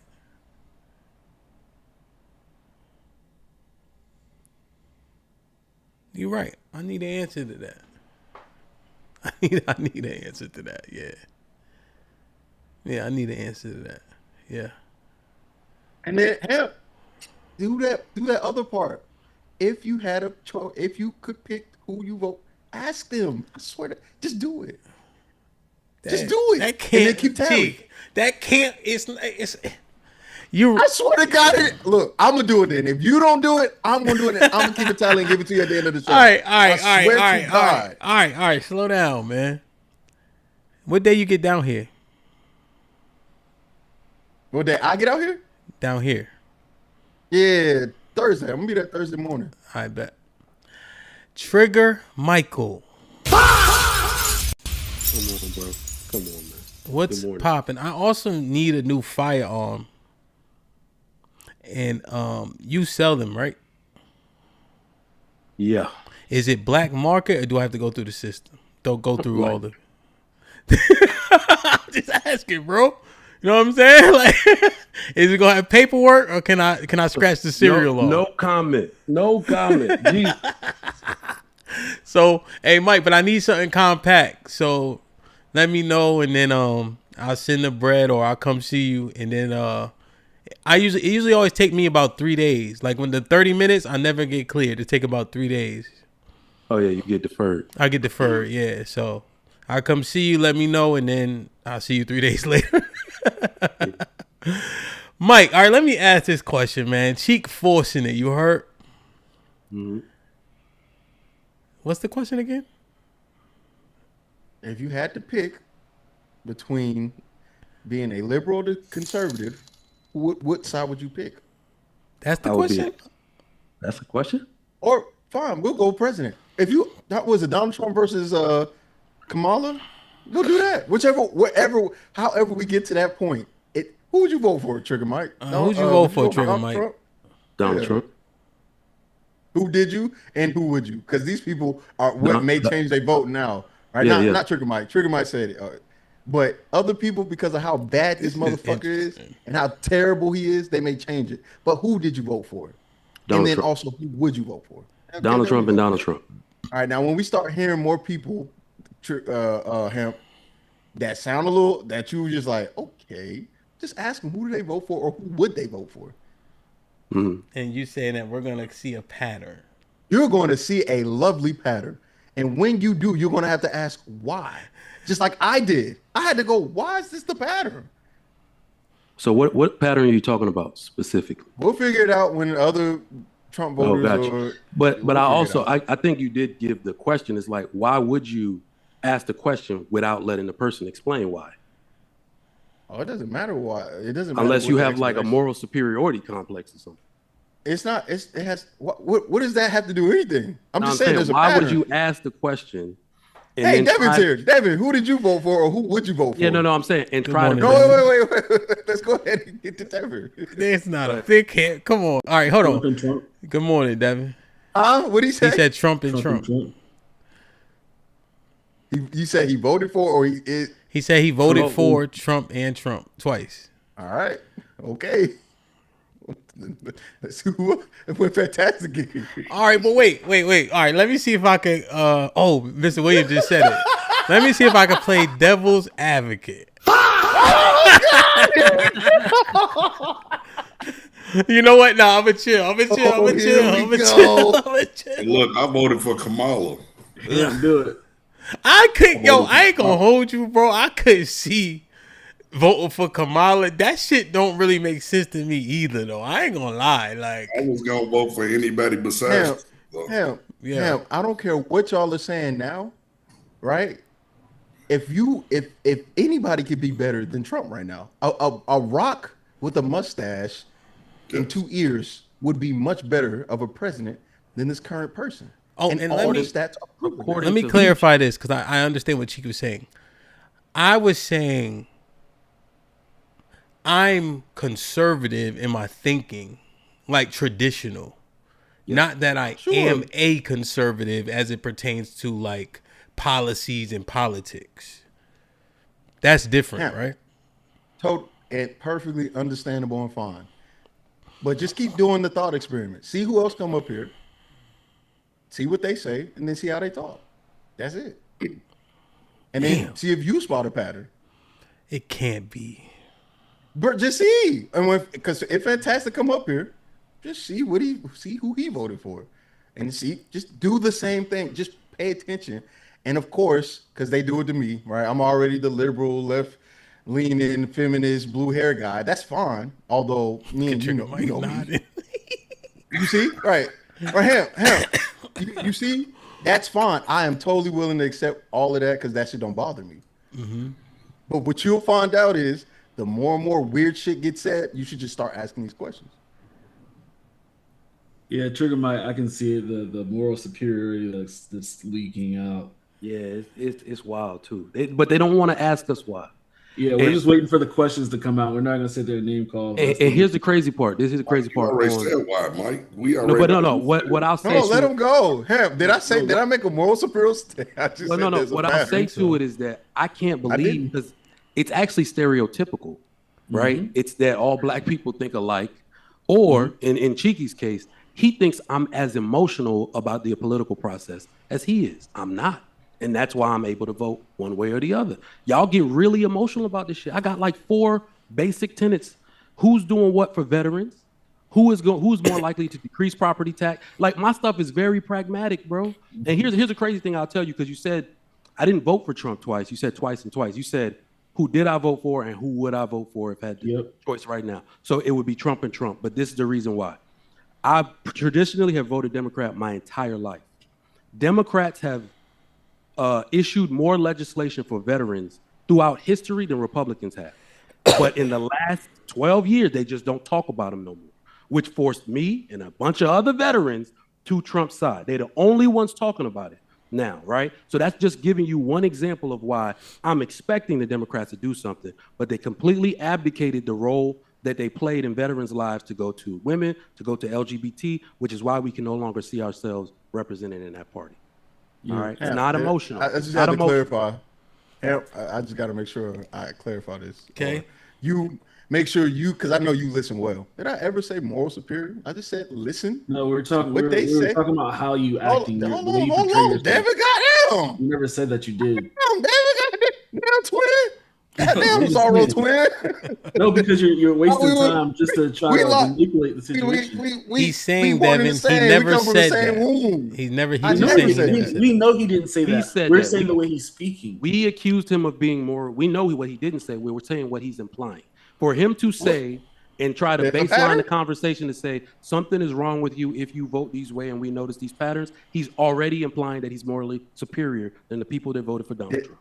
He's implying. I didn't say that. No, I'm not even implying that. No, there is no implication because there is no need to imply. I'm being very, very clear. Hey, HAMP, When you start hearing these things, ask them who they vote for. Trigger Mike, he's saying he's not implying, he's saying he is morally superior because we voted for Trump. And you keep adding moral superior. I just said there's a clear Hemp. You see, hold on, Hemp. Notice, do they sound more like Aaliyah? Or do they sound like somebody that's listening? We're listening, but we're no, Hemp, no, Devin. I'm not asking you. I'm asking Hemp because Hemp is the person. This is his show, and he's listening. I know he listens well. Now, Hemp, I'm going to ask you this one more time. Do they sound like Aaliyah right now, or do they sound like who they are? Yes. Why y'all talking about somebody that's not here right now? Yes. No, I swear to God. Let's have a conversation with people who can defend it. So here's the problem that I have. He said something he did not say. So we're not talking about that. We're not talking about that. The problem that I have, though. That's what we're talking about. I know. What I'm saying is that why attack anybody before getting to know the basic tenets for either why they vote or what's going on in their life? Because here's the thing. Hold on. We let you talk uninterrupted because the reason you cannot play the moral superiority game is because I know nobody here, not one person on this panel is okay with the mutilation and gender transformation of kids, right? Mm-hmm. But I wouldn't conflate that with you simply because you voted for Kamala Harris. I wouldn't conflate you with that. You have other reasons why you would vote for her. But if I wanted to be hyperbolic and I wanted to win an argument, I would say you're a liberal, so you support the gender mutilation of kids. No, that's what y'all do. All black people that vote. So here's what the assessment is, right? The love of proximity to what? Why, when people make sense out of a thing, when we have to speculate without all the information, right? Why is it seem to err on the opposite side of people that, I'm saying you, but the people with the mindset, cheekies, are lean towards people that don't look like them?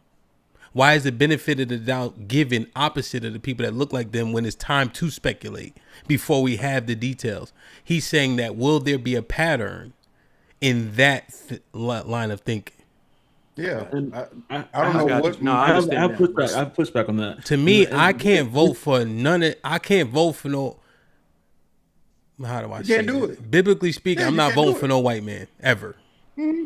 Right. And some East Indian woman over my dead fucking body. If you saying, a child can cut their penis, I can't vote for you. If you pro-abortion, I can't vote for you. Can't do it.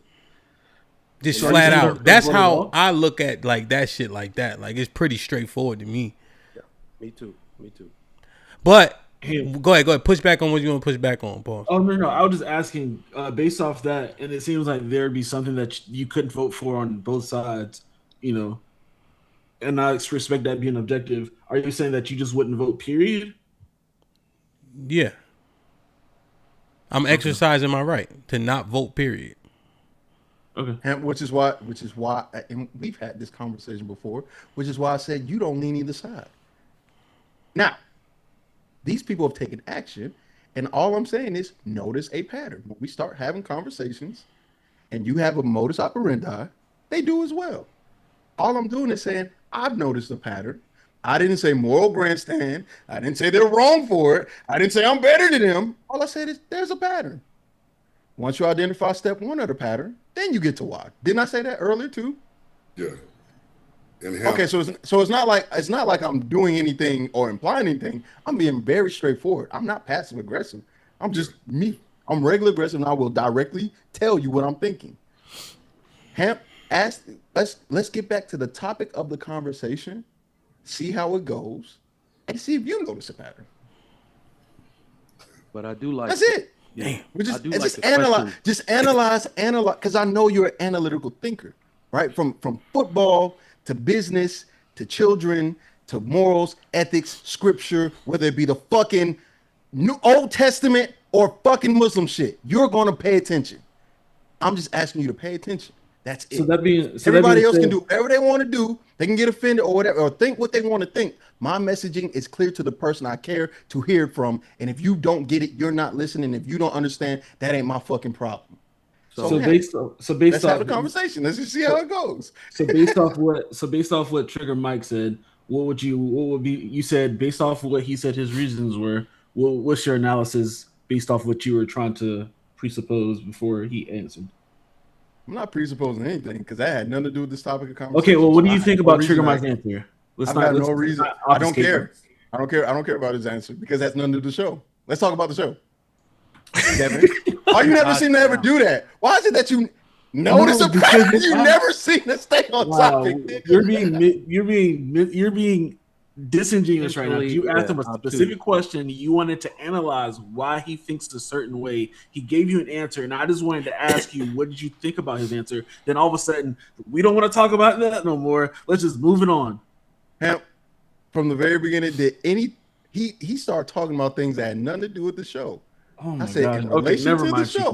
Right. Yeah, let's know. Let's talk about the show. Devin, what do you think about what Sherelle said in the show earlier? Let's see how this goes. About what specifically? I don't want to just randomly speak about stuff. Well, you came up here for a purpose. I know you listened to the show, right? I mean, yeah, I was listening, but I'm just not going to sit here and assume. But like, what specifically? I'm not just going to sit here and say some random stuff. Oh, well, no, It's just the love. Like what people love and what they willing to sacrifice or ostracize themselves from, who they willing to align with, who do they give the benefit of the doubt to? What is that the love of? It's almost like love of proximity to whiteness or the power structure, etc. Yeah. Right? I wanted to answer that specifically. Go ahead. Yeah. So that's actually a dope. That is where I think the core of what Cheeky's question is answered. And it definitely can look, especially, but I want y'all to understand what's in the middle of that. In the middle of it is identity. And as a black person, whatever, you're not allowed to not align with the black identity when the black community is hurt by something. Because if you move to the side of objectivity and in the middle of it is right and wrong, right? The first thing that I said, like when my wife came to me and was like, the Carmelo thing happened and I analyzed the situation. And she started talking about, oh, this boy, I feel so bad for this boy. And I was like, I do too. But the boy was fucking wrong. You know that, right? So as we making excuses for him, I'm like, babe, no. You don't use that level of force. And because I'm a black person or whatever version y'all call me, I'm automatically taking the white side just because I'm in the realm of right and wrong and not trying to justify his actions. Mike, let's move on from Carmelo, right? Because there's a substantive conversation to be had right there, just in terms of the amount of force and etc. Right? We've been talking through that. It's pertinent, but there's a new case, right? Yep. So you have the baby that was shot and killed. Yeah. Over a theft at Walmart. What do you talk about first? I mean, it's a bit. That's a line draw. That's the other end of the extreme. Kids off limit. Like, wrong is wrong. Like anything leading up to that, the death, of a child, wrong. Cop is wrong. I don't even know. Like, I think because I'm about to ask you whatever the woman was doing, that level of force is not justified. Yeah. So essentially, she was in a car with a baby. It was said that the other person who was driving had the stolen product and got in the same car that she was already in. It was said that the car that she was in was aiming to strike a police officer, in which case he fired shots. Yeah. And I even said yesterday, I think more likely than not, the way it looked, it didn't seem like they were directly in front of that car to possibly think that. So that's why I said look at the video camera to even have that impression. So my question is, what do you talk about first? I don't even know it's a first issue. Okay, no. I understand what he's acting. I'm not gonna act obtuse. The fact, and this is me, meaning my core being who I was raised to be.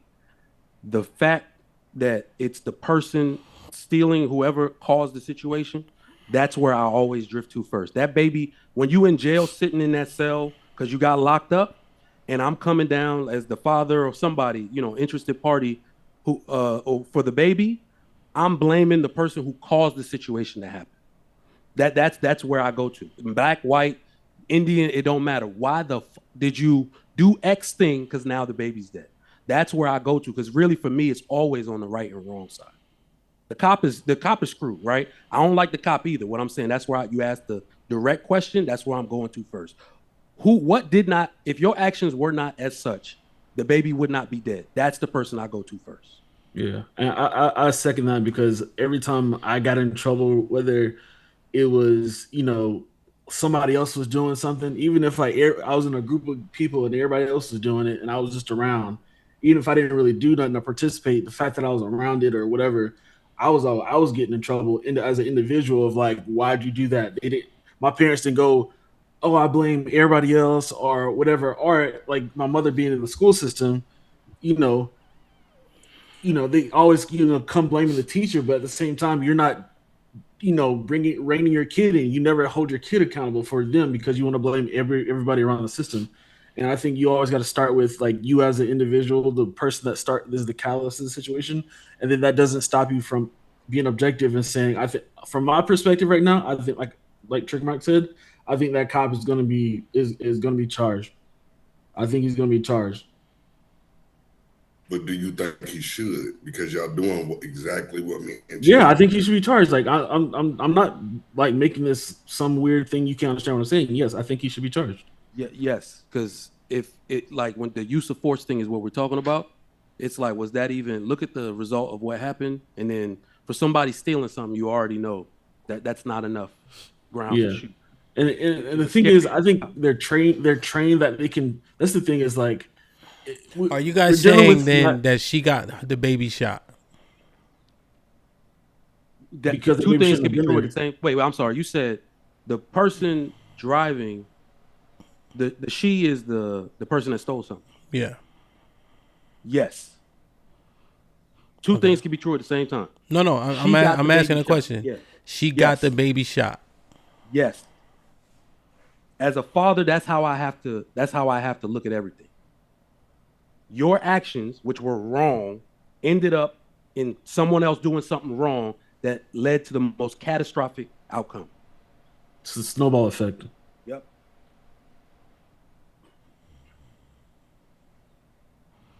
Mm-hmm. When you started that snowball, it might have not been the biggest snowball that caused the biggest damage, but it started cascading from there. And here's the thing, right?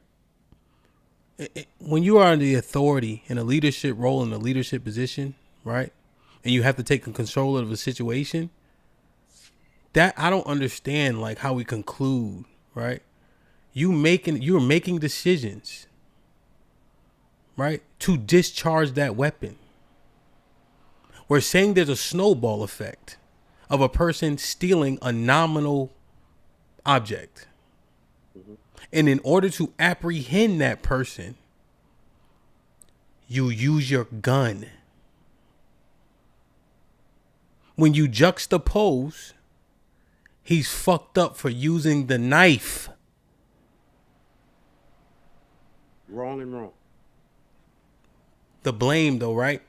You see, the blame doesn't lie on who started the confrontation in the former situation that we've been assessing most often. Yeah, it does. That's assault. Austin assaulted. Okay, so here's the problem. Here's the problem with me being involved in every conversation on this might be risky. That wasn't said. Exactly. But that's what we think. Oh, well, hold on, Mike. Here's Mike. Here's an issue, right? So one lady was saying on the POV, this guy didn't want me to wear red, right? Because he was a fan of a team or something, right? And I start assessing based on that, you see? And then after she says, but he said I couldn't see my family and my friends and he ostracized me from everybody. I said, ho. My analysis on what you said. Now I make an analysis. Now you add that. Now I'm dead wrong. Nah, my heart, you can't do that to me.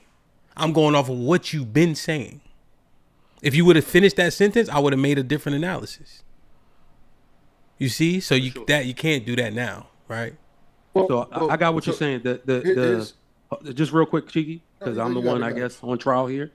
No, you're not on trial, but you see my assessment, right? Yeah. What I'm also saying is that people, like, that's why I said it's important for Cheeky to say we got to ask the questions. You're right, We didn't cover that part because we're going through it from the point of the person that's been charged, right? I don't know why. Yeah, well, no, that's natural. What I'm saying is that if we're covering, Mike, here's why I have to interject, my heart. We're assessing the situation. Yeah. Right? The person who's charged is an innocent person, literally based on the law. Right? Absolutely. So when we're assessing the situation, we immediately go to excessive force, except for when Jake shoots 3 times. We start talking about a snowball effect. See, that's the understanding that I really need to understand. I got you. But we said excessive force. My bad. I've been cutting you off too. I won't cut you off. Go ahead. No, you good. We've said excessive force. Now, the same thing, because I got to talk about the Austin Metcalf thing. The same blame that goes to the woman that stole the products goes to Austin Metcalf for the situation being created. Y'all do know he wasn't even supposed to be there. You got me?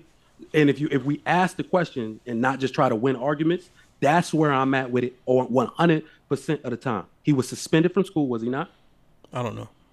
Yeah, they said boy was suspended from school. He was already getting into it with the cheerleaders. The coach just didn't want to say nothing to him. He's wrong for having being in the situation anyway. I know, right? But I know, Mike. But here's the issue with that, right? Because what you have to do is reverse engineer it. Because Devin said there's a snowball effect. Yes. So if he's not where he's not supposed to be, if he's not doing the things he's not supposed to be doing, then you have to end that sentence with, then he would have never been stabbed. But that never has been said until you saying it right now. I've said it. I think the biggest issue is when we're having these conversations. No, Devin, we're not doing the Devin thinks that the conversation needed to be mined differently. You had the floor, Devin, when we were having those conversations, and you didn't say that. Yeah, I know. I'm just like trying to, speak my piece on it, which is or concede. Is that, no, I don't need to concede. Well, because now Mike brought it up, right, Devin? And you said what you said, so I'm just engineering what you said. I'm saying, if he's consistent in his logic, his conclusion should be consistent. Because what Mike just offered was Austin was he's the snowball. He's the catalyst. Yeah, he's the catalyst. Right? But it hasn't been working like that, beloved. And I just want to say this part. My bad, bro. The part with Austin is it's like you're not gonna to be honest about the conversation. You're not gonna say what punishment Austin needs to be held at because he's already dead. Dead, yeah. Like that's why we're not talking about Austin. No. We're not gonna talk about punishing somebody. I got you. Who's dead. I'm saying yeah. I'm saying that what you just offered, has no substance to me. Right? Because the baby's dead, right? Because you shouldn't have been doing X, Y, and Z. Right? You shouldn't have been stealing, or else the baby wouldn't be dead. Right? So are you saying Austin shouldn't have been being a bully, or else he would be alive? Yes. Correct. You got to say it though, right? So this the first time you said it. I don't know if Mike said it elsewhere. I'm saying to me, this the first time y'all said it. You know that, right? It's not the first time I've said it. I think it's been said a different way. Huh? Right? And I would say the way it's been said, I'll explain it. The way it's been said, it's like we say if that didn't happen, this wouldn't have happened. Type of conversation. We also say that we both said one kid is getting 35 years in jail and another kid's dead. Ho. I've been saying that. Right? Okay. I said that several times on Saturday. You agree with me? Okay, cool. Right? I agree with that. And so I don't have many gifts, right, Devin? But I'm perspicacious, right? I understand what people be saying quickly. And I would give you credit for it. Sorry, how you spell that? I'm sorry, how you spell that shit? I don't know that. It's phonetic. Right? So that's the thing, right? We just genuinely listening. So it's just interesting, right? When people say she should have never been stealing. I'm saying, because we don't have all the facts, what happened? They stole Pampers. They got in a car. The cops pursued him. It was said that the car was driving at the cop and he shot. But the girl who's telling her story saying they were going backwards and then went forward after the shots. My thing is, what the fuck did she steal for me to run in front of the car and then fire off? Yeah. She had to steal the fucking Rembrandt, bro. Yeah. Or Mona Lisa or one of them niggas. And I think the difference in thinking is I've seen them, like, cops do that on like a consistent basis when they're trying to get a vehicle to stop. What does that mean? That's the right practice. I'm not saying it's the right practice. That's well, what? No, Devin. Let me listen. This I'm interjecting because I want to make sure that you are clear, right? You've seen them do it. Should they be doing that? Yeah, that's what I was getting to. I think that's a practice that should probably be done away with. But I'm just saying it's a natural thing for all cops to do. It's not a racial thing. It's not thing. It's like a training thing that all of them do. And I would say that's a practice they should probably stop doing. Why probably? Because I'm not an expert in police as a police officer. So I'm making a suggestion, but then you would have to give it to them as far as like how they actually. I'm not saying I'm the know-it-all everything. That's why I say probably. That's the reason. I understand. Here's the thing, right? I showed a thing. It was like a month ago, 2 months ago. So Robbie was out and he's mentally ill. He ain't take his medicine. Right? And then there's two black cops, I think, and 2 Latino cops. And he got like a knife or something. They've been out there with him for 15 minutes because they not trying to shoot him. They tased him. It didn't work. They not trying to shoot him. The white cop pulls up. 30 seconds later, Robbie's dead.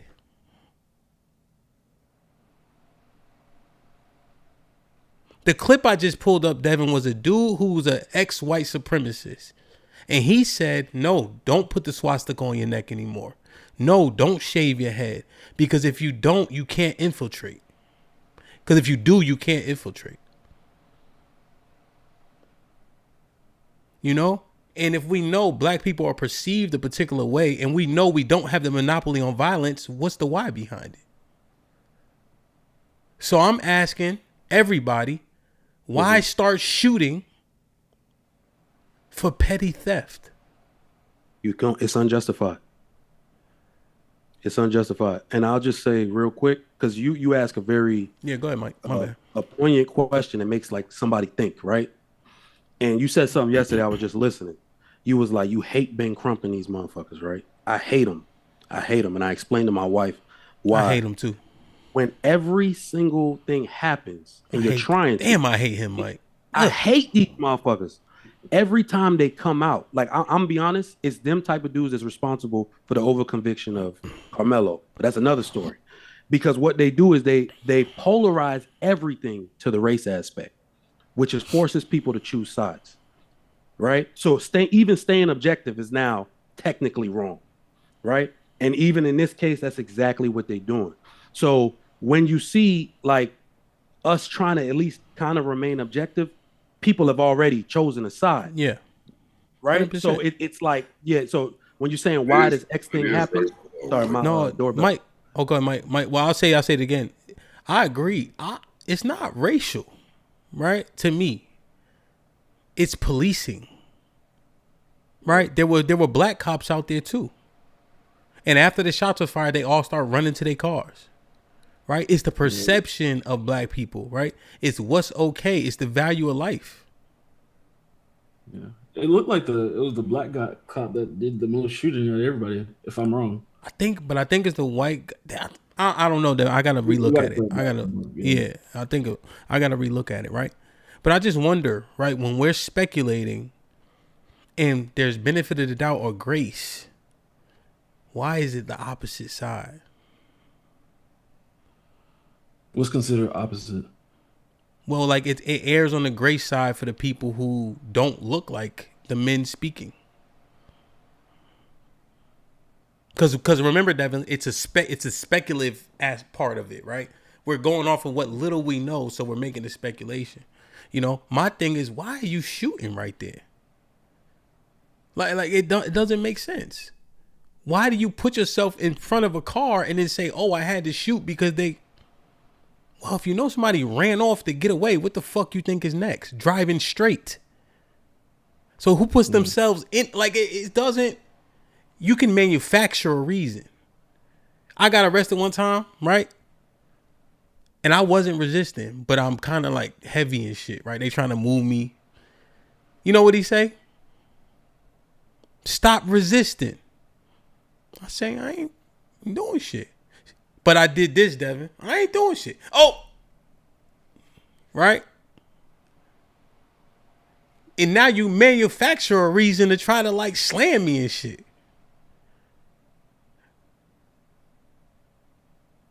So the policing thing, right? It is the assessment. It's not so much even the race thing. It's just the racial component because of the perception of the people. But I'm not saying, you know, just the policing aspect is the real key. Right? Yeah. I think where I see the conflict comes in is like we find ourselves in these situations and the things that get polarized isn't the person that's not doing nothing. And then so when you have to, and then when it gets polarized like that, and then you see like Ben Crump and all these other people pop in, yeah, you can't even talk about both sides without the person who speaks about both sides, you know, being attacked or labeled or put in a certain corner or the way they view things. And I think that's the crazy part, because at the same time, it's like, I would say out of everybody that's been up here, who's like definitely said something that the cop was justified in what they were doing? Nobody, except for if you're not stealing, you don't get shot. Yeah, and that's the part I'm talking about. Is like, I think everybody unanimously has said the cop is wrong. Like, I don't even think that's like the part that we're really debating. It's all, but then we get pushback when we're talking about the issue where we run into these situations and we're having to then, you know, we can't somehow speak about the wrong that happened before all these tragedies are happening. Not Devin, you can, but the disproportionality is missed too consistently. It's the key, right? That's so key. Let me give you this one. You remember Eric Garner? Yeah, he sell Lucy's in front of this store every day in Staten Island, I think. Every day he's selling Lucy's. Guess what's selling Lucy's? Poppy inside the store too. You're not supposed to sell single cigarettes, but you walk up to the counter and say, let me get 2. Guess what you get? 2 cigarettes.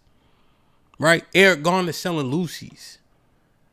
The logic can't be, well, he was doing something, so he dies. You see, that is illogical.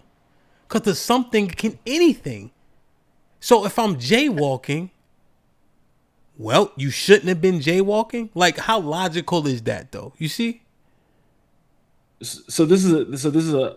You see what I'm saying, though? Like, yeah, I agree. I agree with what you're saying. Is that we have there has to be. I honestly think the what is it called, the immunity that police officer gets for a lot of actions is overpowered.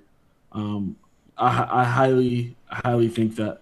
I just think also it's like, then how do we have this? So I guess the question I have is, how do we have these conversations that are full encompassing and then are honest in your viewpoint? The proportionality aspects, right? Like when people are making the conversation, like let's say we go back to Carmelo, right? Me personally, I'm not using the knife in that instance, you know? So people are looking at disproportionate force, you see? Disproportionate policing, over policing, making stereotypes be the truth, right? Profiling and etc. You know, those things need to be assessed so that, you know, because you can get caught up in that type of shit, you know? And when we don't assess, well, damn, that force is disproportionate, like we did for the past 2 years, we cause an issue, you know? So that's how I would assess it, Devin. You feel me? Like I people should stop doing things that they can get in trouble for because there is disproportionate force applied to you. They think that they gotta hurt me, Devin. They think that they gotta tase me or shoot me. They gonna think the same thing about you, the same thing about Cheeky, the same thing about Trigger Mike. Mr. Williams, how much you weigh? 184. Oh yeah, they'll mace him, right? But us, we more apt to get shot. Mr. Williams, what size ring you wear? 8.5. Oh yeah. Wedgie Central. You see what I'm saying? But us. Any ass. Like put him in the bathroom. Hell. That's hell. I don't know, man. You know I love you, Mr. Williams. We don't even got to go that far back. When that 14-year-old kid in North Carolina got shot, I said something's going to happen, and we're going to focus on one thing and not the other. And it sure enough did. Why does he have a gun? What does that matter? He didn't use it. They didn't know about it. But guess what the question was continuously? Well, why does he even have a gun? Who? Oh, the child case? Yeah, the child case. South Carolina. South Carolina. That was a question I knew was going to come up. You want to know why? Because if you're not a perfect victim for people that think that there needs to be accountability and no victim mentality, those are going to be, you're going to hear those phrases. They're going to say, why did he have that thing? Why did he do that? And not look at the actual thing like that you've been pointing out, which is people with authority and power and training have a different expectation than those who do not. And there shouldn't be any form of justification or any form of trying to normalize or make something right that just don't make sense. George Floyd, perfect example. Well, he had so much, this drug system, he had his knee on his neck. 9 minutes. Yep. And they said he died from asphyxiation. He killed him. But he was a druggie. That's Hamp, I'm telling you, instead of focusing on the thing that you're highlighting, if you're not a perfect victim, they're going to find whatever it is to make you not a victim at all and highlight that. Why does a 14-year-old got a gun? Did he steal a water bottle? I'm sorry, I can't remember. No, he didn't. Did he leave his book bag in the front? Yeah, he did. Did they know about the gun? No, he didn't. So what does the gun have to do with anything involving somebody getting shot unfairly while running from somebody? Why is that being brought up as if that is a real determining factor or some level of justification? You know what? Y'all are bringing up. Yeah, I'm sorry. It's that. That's also the other thing we're highlighting. There's a focus on things if you're not a perfect victim, and because you're black, you can't afford to be a perfect victim, and because you're black, if you are an imperfect victim, they're going to find a way to make sure you're not a victim at all. Y'all are speaking facts. And I want to, Cheeky, not only do I agree with you, I want to kind of highlight something Hamp said, because that might be the why. And I don't think that we give too much credence to the fact that we were already kind of indoctrinated with this, especially as black men, right? When your dad was telling you how you have to deal with the police. And I think one of the things that's happening uniquely just for black boys and men, just for black boys and men, is that you get maybe internally upset that somebody didn't know better. And it's not fair for the young boy, like the 14-year-old boy or whatever. It's not fair. But it's also just like Ham said, I know you think I'm violent. Right? So when you pull me over, you ain't getting all that mouth and all that type shit. I live in the woods. You ain't about to catch me, slipping like that. And I think it's like an internal thing where it's like we double charge black men and black boys for not knowing better. So I kind of just want to concede to that too, because that's an internal thing where it's like, they was gonna shoot your ass, right? So it's not fair. So I'm agreeing with you, Cheeky, but I'm just trying to give you a little bit of insight where that might be coming from too. If my son do something, God forbid, anything like that, he gonna get double charged. Cause I'm gonna be like, nigga, did not tell you that you can't be out here acting like your white friends. You gotta know better. So they do get double charged, and I think you're right about that. Yeah, no, I definitely agree. The bias that you have to tell your son, right? That be the problem, right? That you're telling your son, hey, you're black, you can't act like your white friends, right? But then it's just like the cognitive dissonance of why you tell him that, right? Because you can't also, and I'm not saying this to you, I'm saying that's where the issue comes in. The issue is like, you're telling black boys, you're a little bit less than human. So please act right with the police. So because the police are viewing humans in a way, but because of the color of your skin, you're a little less human. So they'll be a little less willing to act a certain way with you. So when they pull over other races of people, they see humans and they act accordingly. But when they see you with your black skin, they're not going to see a human.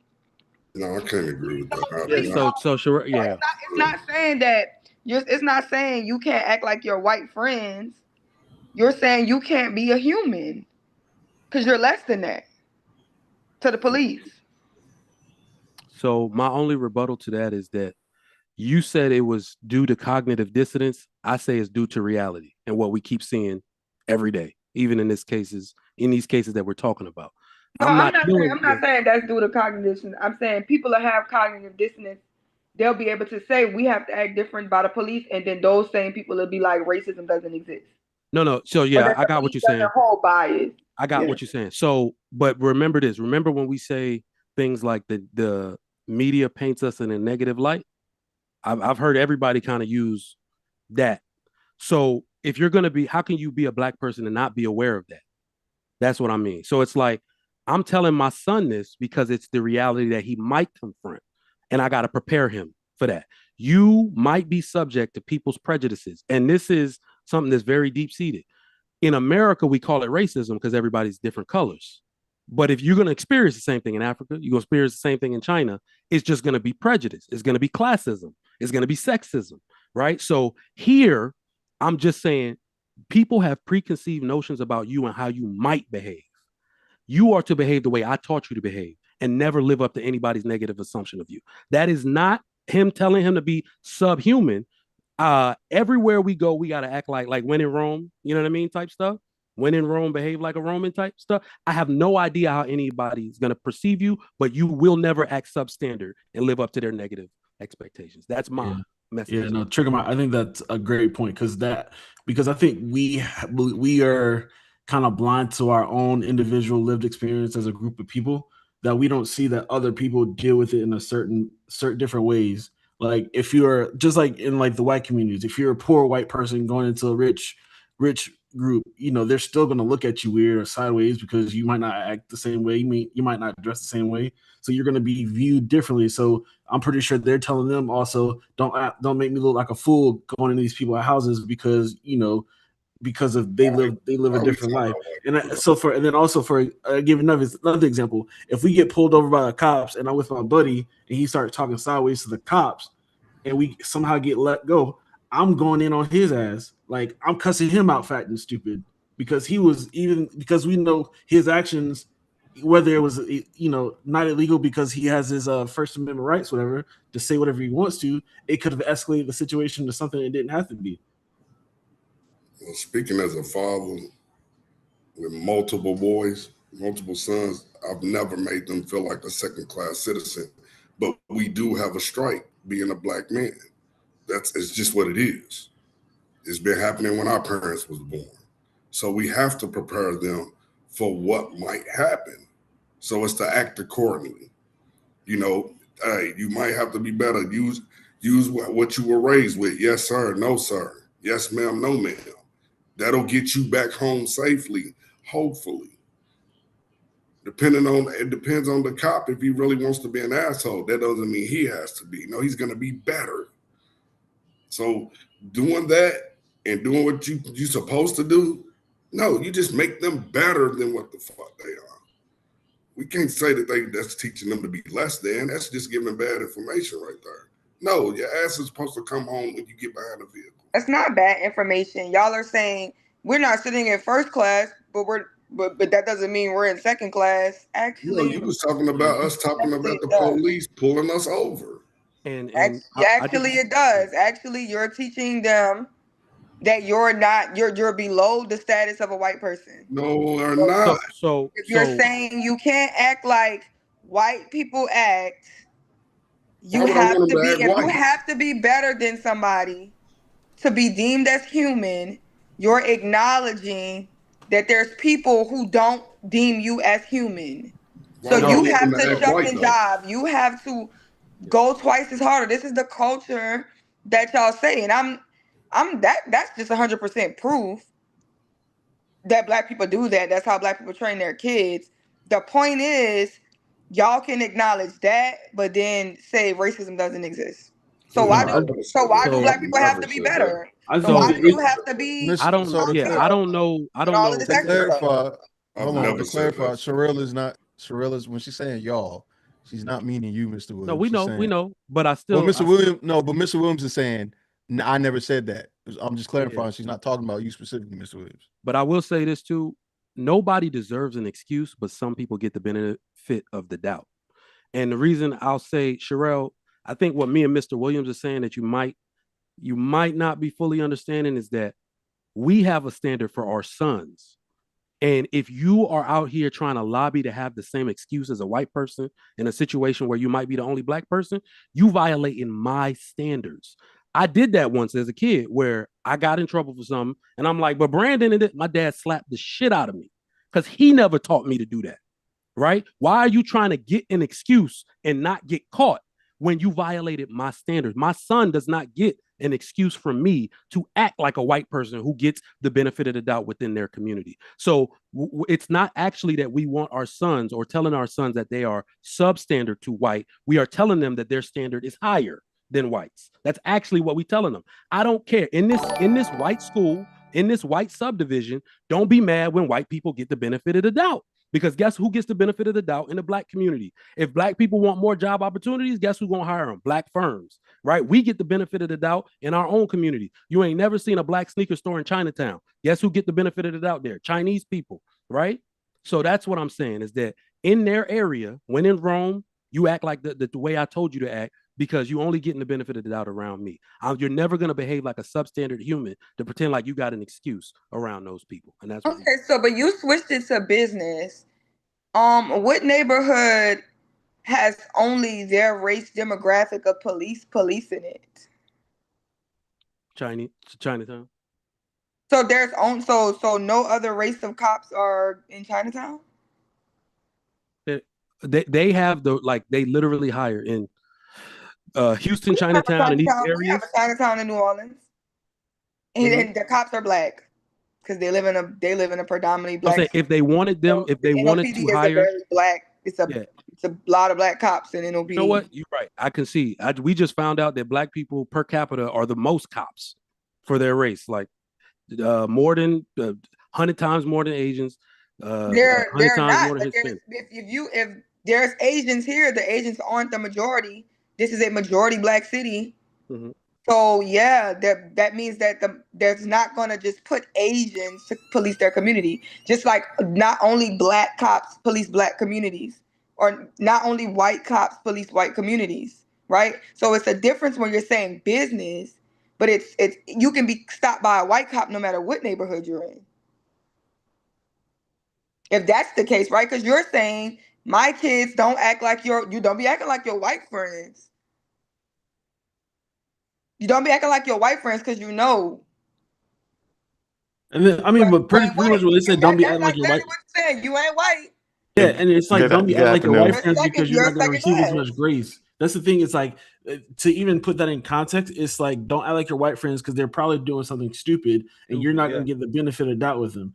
We're not saying that your life is just you're going to be walking out doing nothing, and because of that, it's usually we're hanging out with those white friends. They're doing something stupid. They're drunk. They're doing something, hanging out cars, like doing some crazy stuff, and you're doing with it, and you're with them. You're just not. We're saying you're not going to get the same benefit of the doubt. And our conversation should be you shouldn't be doing something stupid in the first place. And that's where you 100% Devin. And you know what's crazy? When they're around their black friends, you don't ever got to say nothing. You don't have to use that. It's also it's a tiny bit cultural. If I'm being honest, I did go to a mixed school for a little bit for elementary and middle school. White girls are the worst. You ask me that straight out. They're the most promiscuous. Right? White boys be drinking all hella early, stealing cars, doing all type of shit all early. So when we saying don't act like your white friends, we're actually saying don't get in trouble like them. Yeah. The white friends don't get in trouble like them. Don't think that you can do anything freely. They doing all these motorbike things out here now. Taking over the street with their electric bikes. You can't be out here doing that shit. That's illegal or not illegal. If you see them doing it, you don't have an excuse to do that. So that's really what we're saying is act like a model citizen, not like a substandard. But their degeneracy is protected by their community. You got the new Jackass coming out. Come on, bro. What you talking about? Like when you were saying you can't act like these people over here, and then what we're saying is, well, we're being treated differently by these people over there. You're trying to like square a circle. You're trying to make something make sense that Like- without missing the bigger. Hang on, let me just lay out the bigger context. No, you got it. Hang on, let me lay out the bigger context. You're right. You got it. When Sherelle was talking earlier about how police are treating black men or black people subhuman, it means that when they look at you, they don't. It's up to them whether or not they can treat you with or without respect. They have the right to end your life and make up a reason later on. That ain't nothing but some paperwork. And you live and reside in a country in which black people were never considered a full human being, were not considered American, and can be tortured, brutalized, you name it. So you still live in the same country. Nothing has changed but time. It's only 2026. People, we still live in it. Hang on. We still live in a system in which the black human body is not treated as an American, as a human body with rights. Never. Not one day. So I gotta be quick with this one. And I think the biggest issue and the line that you just drew right there, EBD, from my perspective, and anybody you can chime in and say if I'm wrong, where me and Trigger Mike are saying like don't do anything wrong. You're saying you should get more grace for doing wrong things. On like when we're never having said that. Oh no, this is what I'm pulling it. You're saying never implied it. Okay, well then. So he's not actually saying it. But this is also kids. It was about us teaching our kids. Yeah, and because it's about teaching EBD. This is what you did. Is that you did? This is what we do best. We are excellent problem identifiers, especially when it comes to our what we're up against, right? So let's do it like this. I'm a father, you're a father. And we still got kids to raise despite all of these problems we're identifying. So now my son gets pulled over. Mm-hmm. What advice, how do we fix this problem? What advice shall I give him? There's no legislation coming down the pipeline to fix any of this. There's no advanced police training to be sensitive to black people coming down. We, all of us, all black men, all black women, we still got to live and get pulled over in this society. Mm-hmm. What's the best way to avoid negative consequences? Oh yeah, you teach them how to behave and be respectful to authority. And nobody, but I didn't disagree with that. That's not even in contention. That's not even me saying that you're wrong or mistaken in any way. What I said is you guys are missing the context in which Sherelle was making her claim that your sons, no matter how well you train them, will never be seen or respected as an equal human being with all the rights, inalienable rights. That's her bigger point to the context that was missing. I got you. No, so let me be honest with you. From the reason I had asked that question up front, ain't shit I could do about that. I've made my peace with it. Ain't nothing I can do about anybody else's perception of me, which is why it's sometimes when we talk, why it seems like I don't care. Because I think we argue and get in our square about the way we want other people to treat us.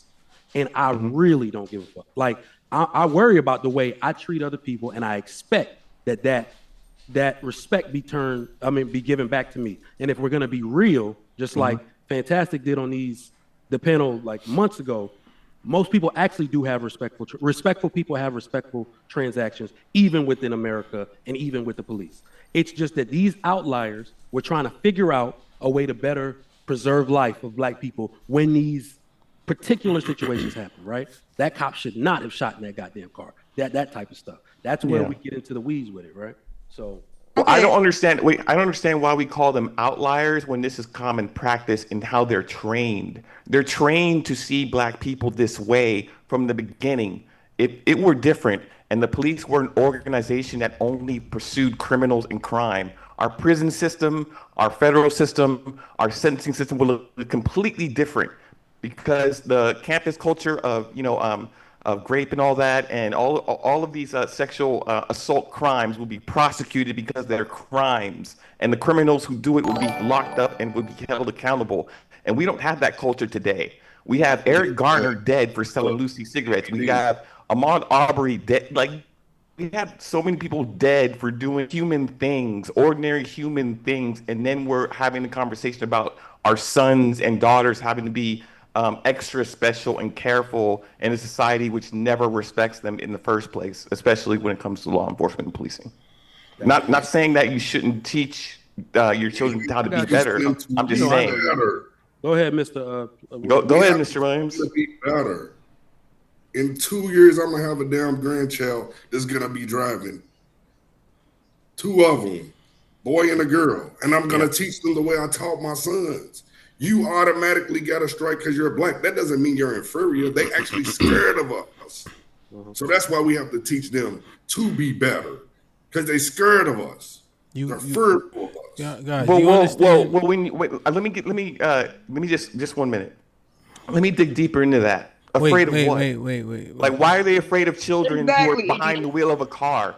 Where does this fear of black children or teenagers in a car driving down the street minding their own business come from? I think the issue is with a gun. What yours is coming from? We're putting this in the wrong state of mind, because a lot of times we see these incidents and we want to make it a race thing, but it's usually a lot of times black or mixed cops or mixed company that are involved in all of these incidences. That's where I think Devin, how important do you think race is? Yeah, I think you should definitely have people who represent you in your communities. No, I mean, how important do you, when you say, well, it's not about race, how important do you think race is?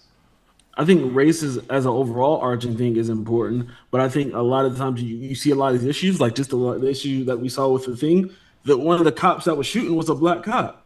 Mm-hmm.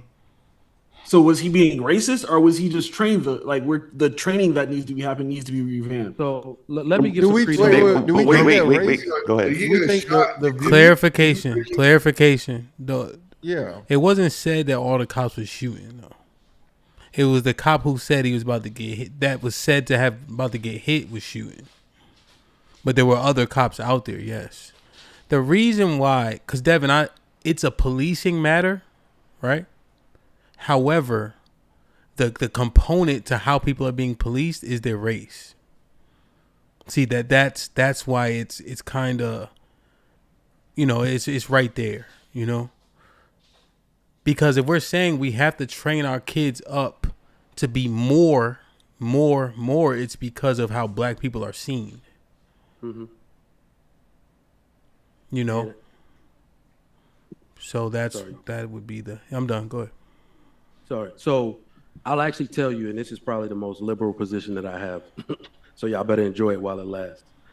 Because I can understand in some statistics the disproportionate, like I said, it seems like I don't care when I realize I can't change anybody's perception of me, but then it does matter in the way that you're policed, because nobody deserves to die for some of the reasons.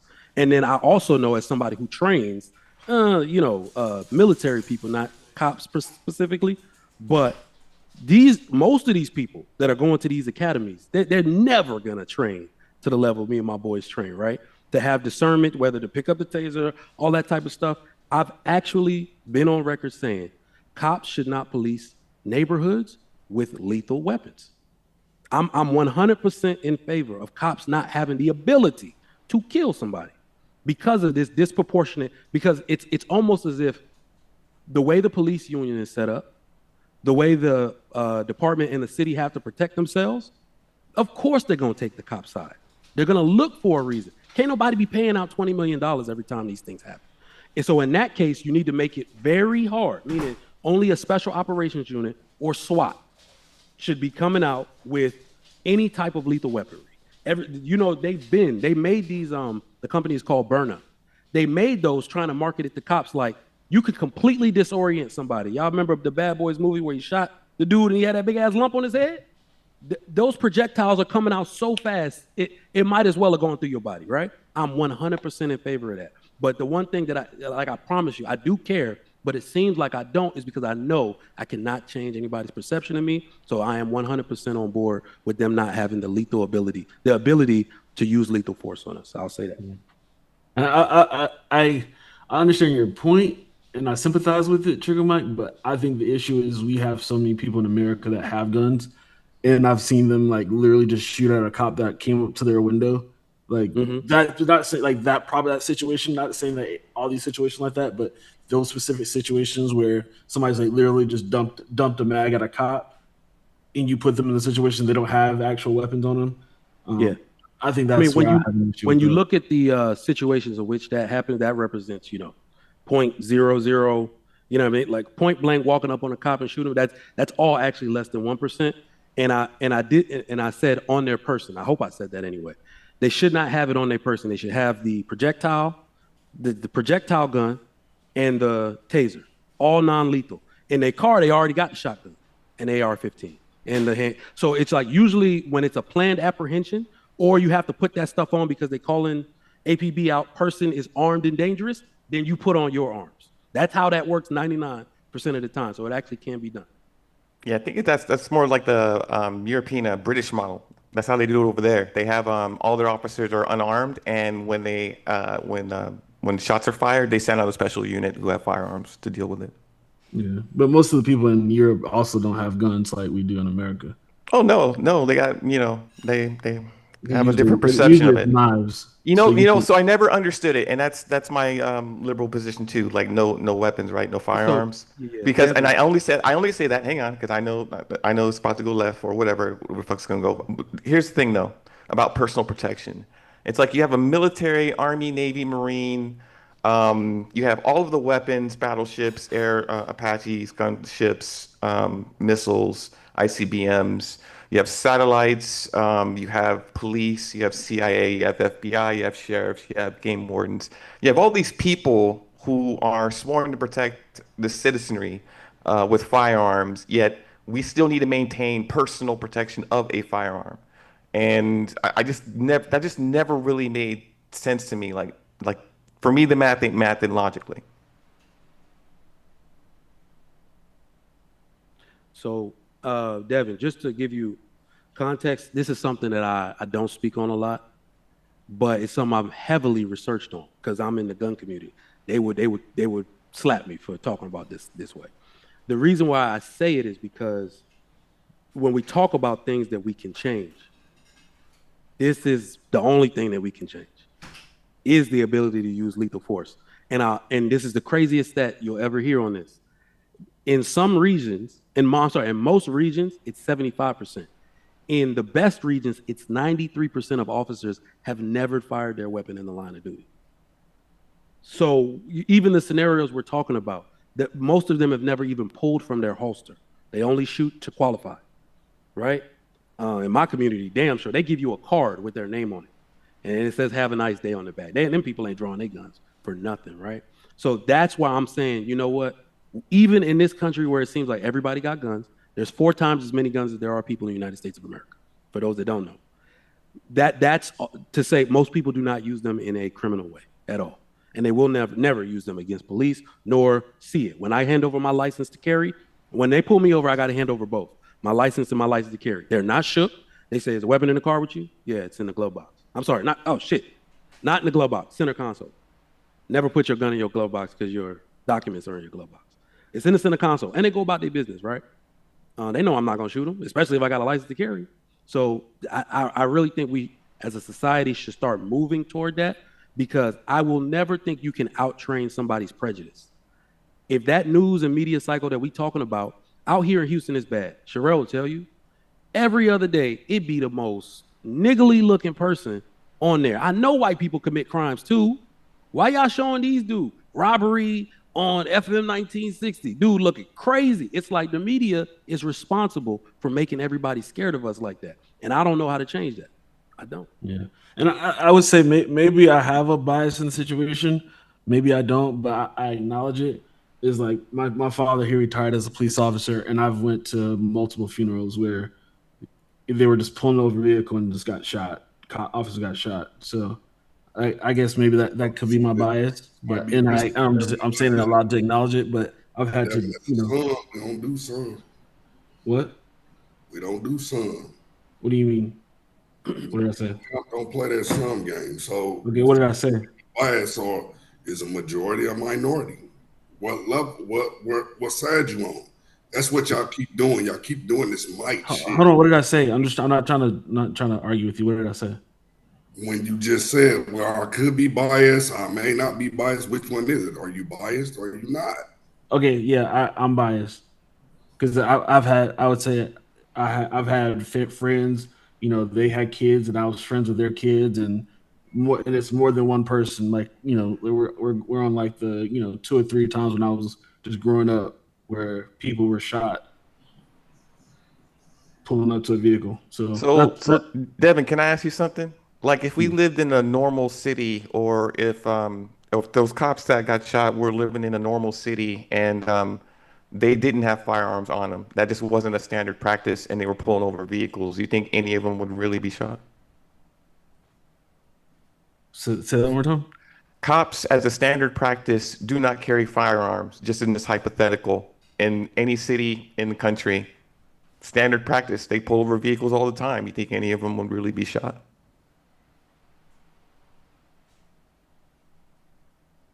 You said in a different city where cops don't have weapons. Yeah. Do you think they're normally going to be shot? Yeah, if they don't, okay. Cops pull you over all the time. Let's just go there, right? Yeah. They pull people over all the time, and cops get shot in right now. That's the reality we deal with. Go to this other reality. If the simple fact is that cops, we all, as we know it, just stop carrying guns and don't carry guns, and that was a normal standard practice, do you really think cops who pull people over would really be shot or ever be shot? I think there's a chance, because I'm a strong believer that the appearance of force is a deterrent. But like, that's what I'm saying. I think the firearm is where I'm getting to. If they simply just have a tool belt and the most damage they can do to a human being is put a flashlight in your face or tase you or something like that. If that's the worst thing that can happen to you anytime you're being pulled over, the question is, how likely is that person to be shot? They're not a moral or lethal threat, and they never have been because they don't have a firearm. Well, I would say maybe I would say. You see what I'm saying? Like that may be the case, but I think more likely than not it would happen anyway, because I think the people who usually do it are usually people with warrants or somebody who's already had a criminal past that are just afraid of going back to jail. That could be possible too. But if they have a warrant and don't want to go back to jail, shooting a cop means you've added a murder, this and that. People can deal with going to jail. Yeah. No, I mean, but that's not why you're giving them credit that they have some type of actual reasoning. I think the people who shoot cops in general are putting themselves in a situation. No, I'm just saying in general, because I think the danger from firearms, like I think when a cop pulls over somebody, and we've seen it too many times where cops pull out firearms and shoot drivers, and I do think that's connected to why cops are getting shot when they're pulling somebody over. That's where I think that's coming from. That's why I asked you that question. And we got to do this too, because I don't like getting on both sides of these conversations of the extreme.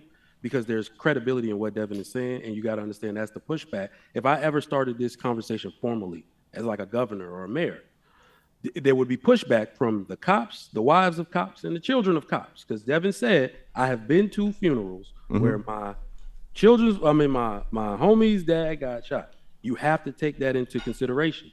And what I'm asking for is not that cops are completely naked out here and got no way to defend themselves, because that's not going to pass go either. What I am saying is that you have to add a objective to their mantra and their creed to protect and serve and to preserve life. We have to add that to a cop's job. It is 100% possible. I'm from Virginia Beach, Virginia. I don't know when it started happening, but sometime when I was in college, cops stopped pulling up on you, and I think it's national. They stopped pulling up on you one by one, as one single vehicle. You'd be sitting in the car for 5 minutes because they're waiting for backup.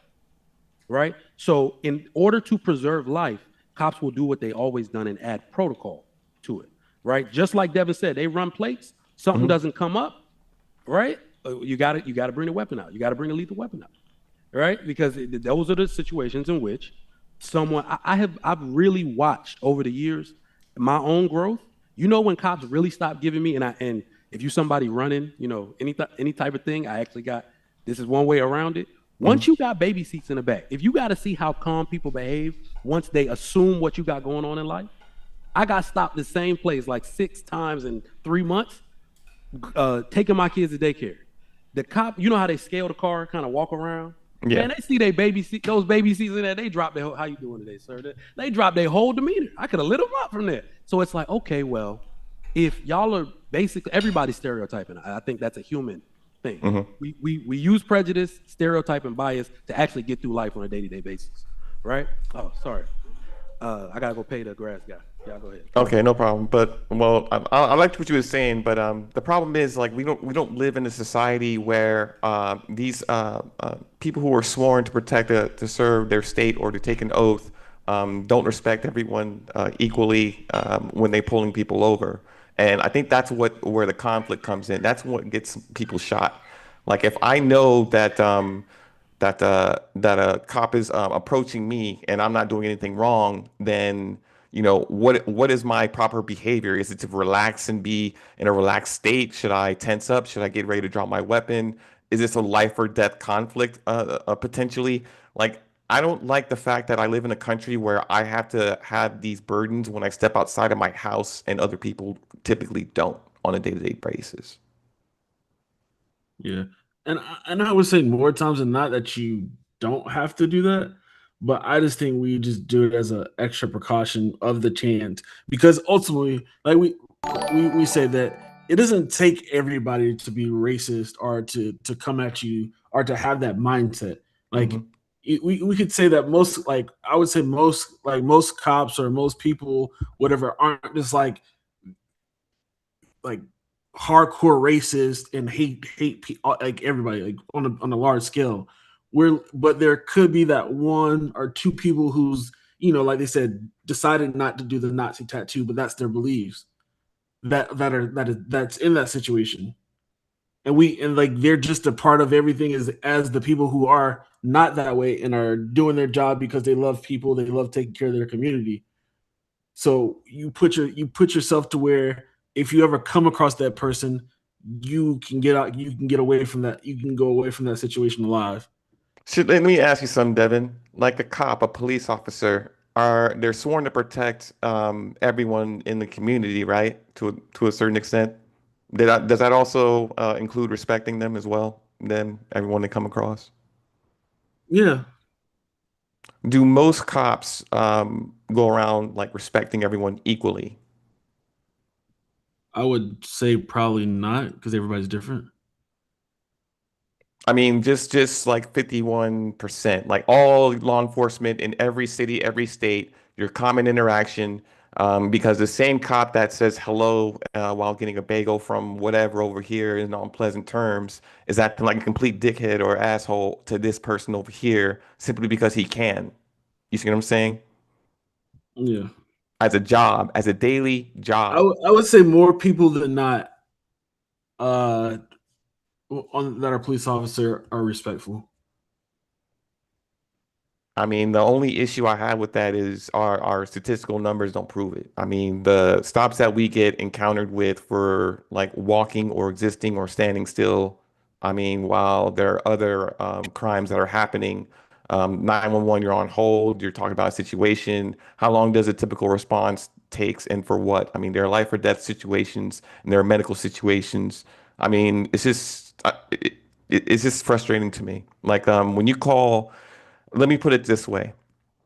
You call the firefighter and they don't treat you according to your skin color. They put out the damn fire, and if you're trapped in a burning building, they're gonna carry your ass out.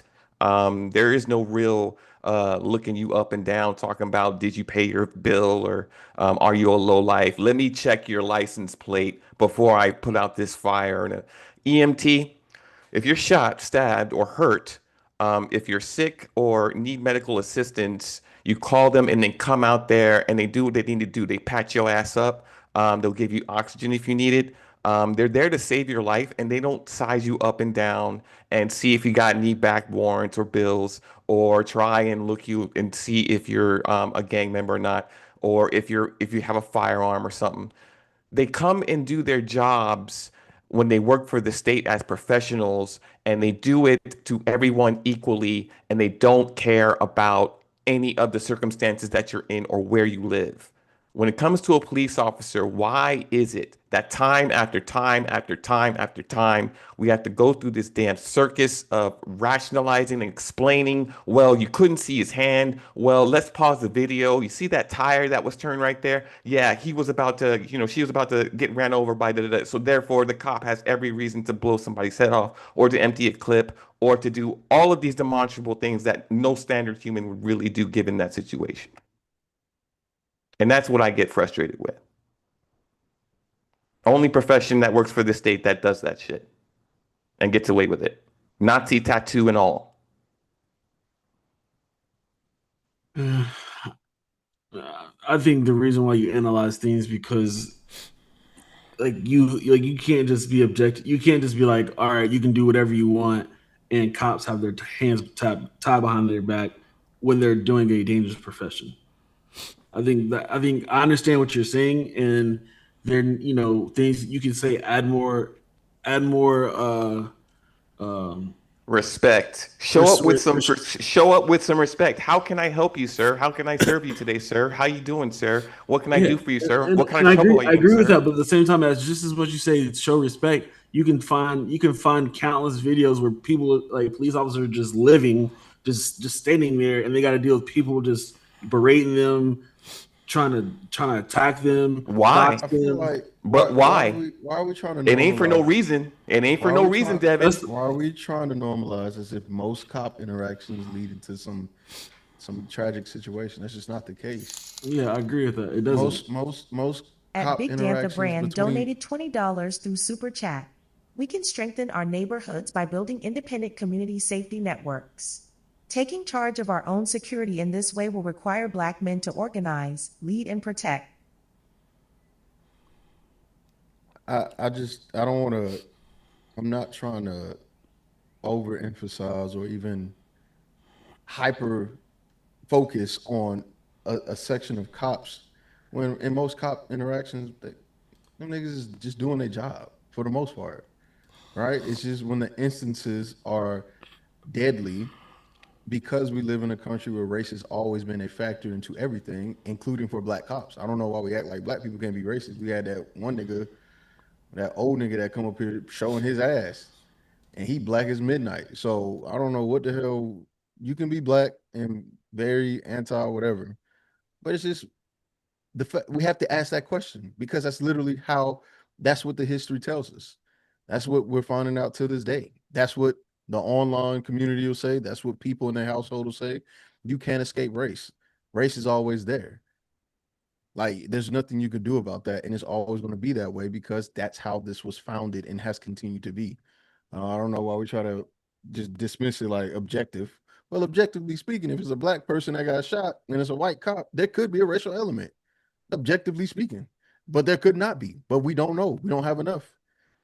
So I don't know. We don't have to act like every interaction with a cop is bad, but we can't act obtuse and be like, well, race don't matter at all. And I agree with you, but I just think that same conversation, what you're saying, just goes both ways.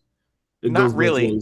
I've never really met a bunch of Black people who said or did or organized and said we're going to like delete or cause a bunch of mass suffering to European whites just because they're white or simply because they're not Black.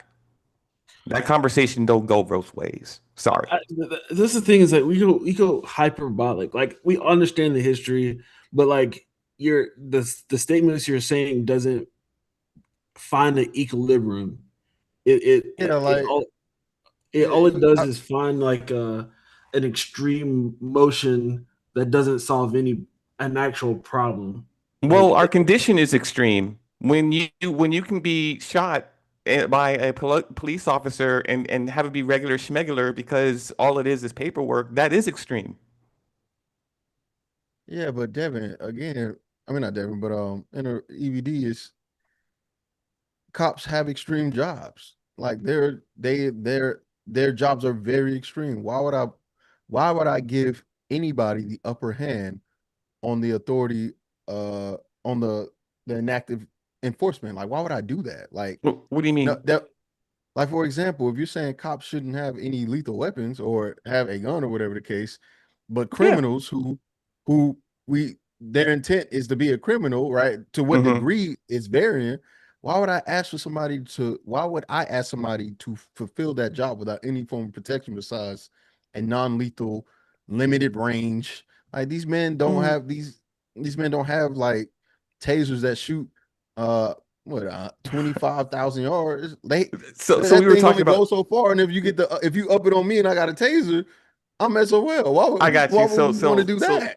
So that was Trigger Mike's idea when he was up here earlier talking about how cops he would like cops to not have firearms, right? And so I was like listening with intent. So basically what I got from it, he was talking about the European model, how they live. You know how cops, most of them don't have firearms, but when you're dealing with a gunshot situation, you call out a special unit to come and deal with that. Come on, it's a non-starter, right? The people have guns. Those people don't have guns by and large, right? So if the people that you have to contend with potentially have a firearm, for you not to have one and have to call somebody, it's incoherent, you know. Like I understand the suggestion, but there's too many people have too many guns for the cops not to have any, right? You don't want them to be outmanned because, like we just said, most interactions are fine, right? Most police go in and out because you got to assess the entire country, not just the cities, right? Nothing is transpiring, you know? Now, here's the thing, right, about the propaganda. So I post these stories every so often on my community wall, right? And it's usually black and positive, right? And it's a lot of stories. But what is shown on the news, right? If it bleeds, it leads. What do the faces often look like, you know? So if you have that, does that exacerbate how black people are seen? You notice a lot of people don't even live in these places that they complain about. That's the one thing I'll give Mr. Galt is that he actually lived in the city, in the southeast part, which is the more, more crime-ridden part. Most people having this commentary don't even live there. Never even been there. The dude who shot up the Buffalo grocery store had to drive 2 hours to do so. How do you fight that? You just telling your son comply? You see, that's the issue. If they're framing a people a particular way, systemically, how do you actually and substantively fight against that, guard against that? Because most of us ain't doing shit. Every time I start to ask, how many of y'all niggas been knocked before? How many of y'all got a record? It's fucking church mouse in here. Can't hear shit. Mom's the word. You know? But we framed all negativity as nigga shit. Think about that. I don't give a fuck who's saying it. If they're saying nigga just mean ignorant, they're lying. The first time you hear a nigga say nigga, you know he talking about black people. So now how does this manifest in the police really and truly and actually?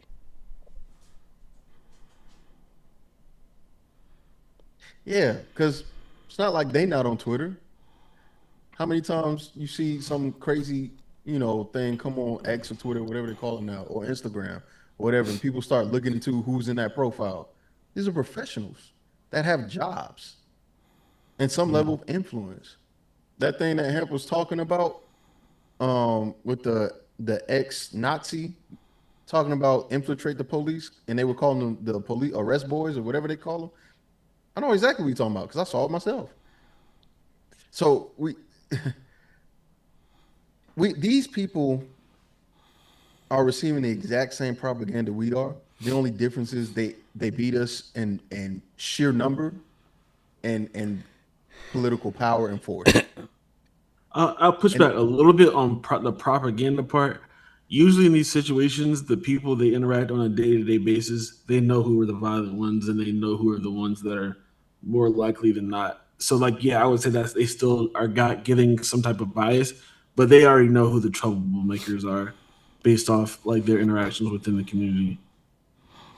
So not that they think that somebody's this way because they saw somebody else doing something else on the news. I would say it's more because they know this person from patrolling that community every day. No, and that's assuming that every cop is patrolling the same area every day. They tend to. However, the city that Devin is talking about must be the one named Elizabeth. Small. Yeah, where they got 37,000 people in the entire county. No, and that's it. You're not talking about Fulton County, Georgia. Yeah, you go to where it's too densely populated, right? And the thing is, people profile, right? Yes. But the profile has a negative connotation automatically. How do you teach your son to avoid that? Like, think about it. Miss Fantastic, what up, Miss Fantastic? He live in Florida. You see his hair, and his hair is one of the nicer hairstyles in Florida. They got these big dumbass dreads. I forget what they call them.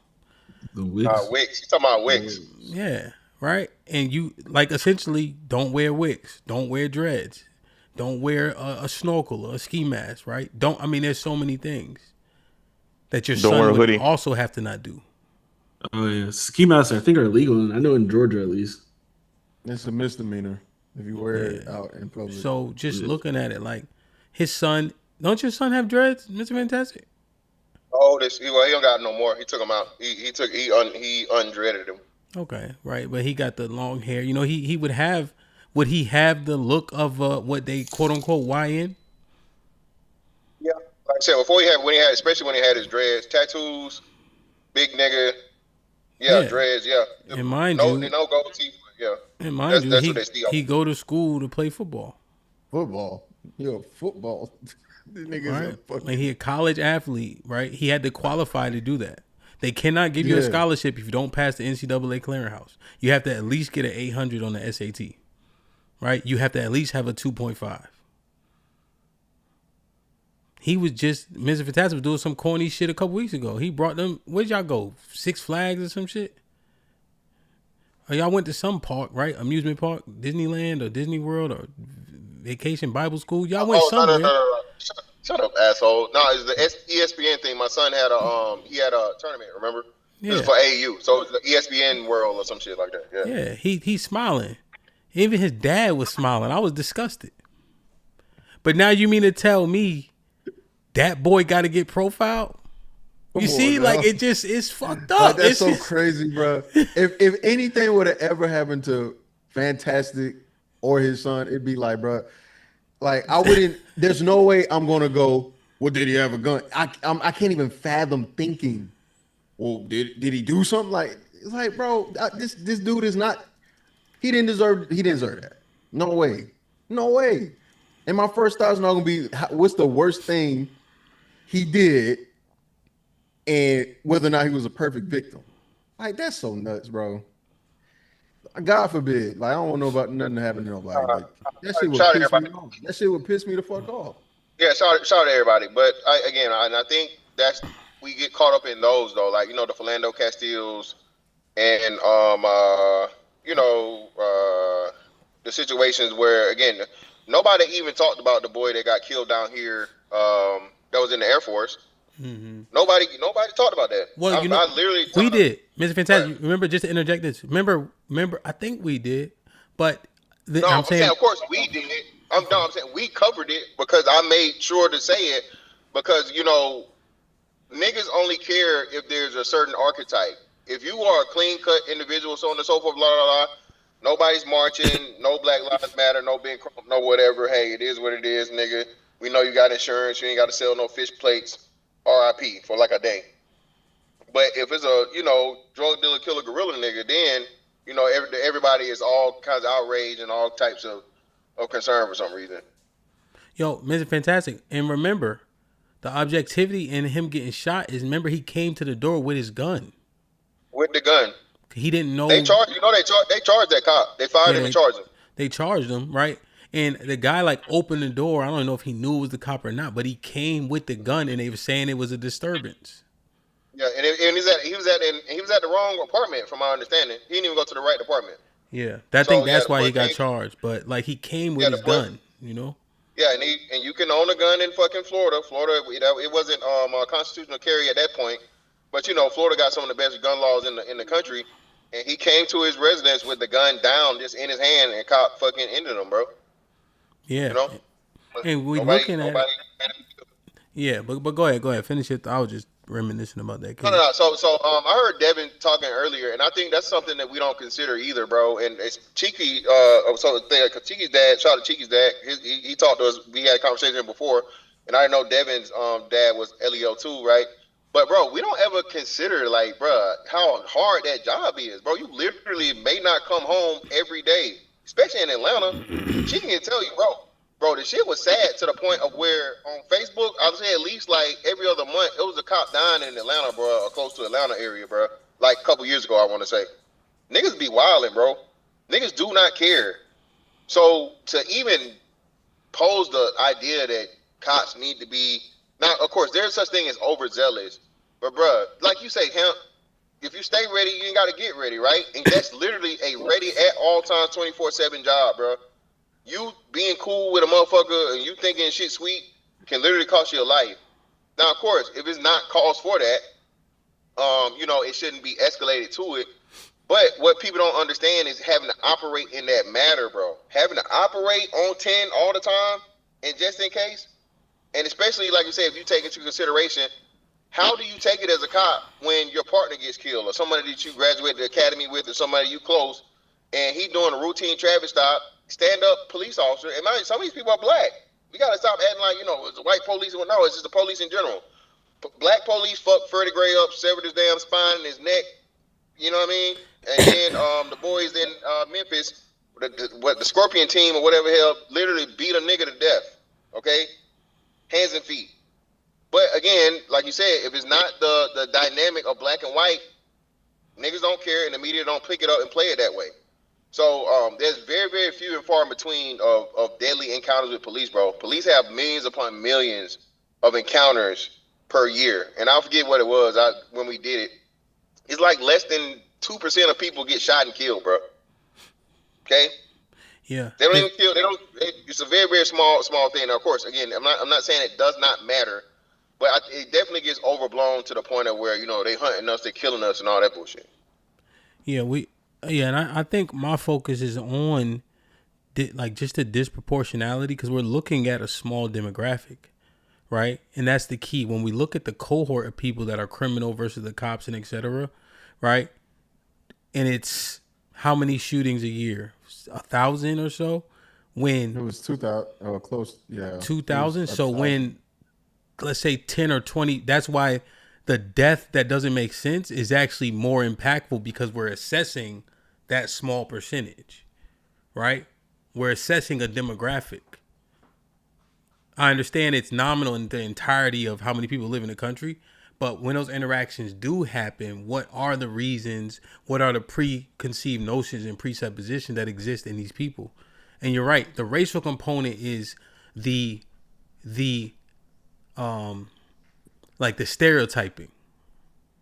Black people, especially black men, are seen in a particular way as a threat, and therefore the cops respond or act accordingly. That's why making it tangible with Mr. Fantastic, his baby boy, the boy is not the YN, but you couldn't tell the police that. That's the part that's palpable to me. His son, he a little bit lighter than Miss Fantastic, I think. Yeah, he's a little lighter. My son's see-through. Does Big Chug have a better chance? Hell no. Well, no, I'll say this, right? I think that stigma is definitely something that, and this is why we need more cops. We need more black cops. We need more black cops, man.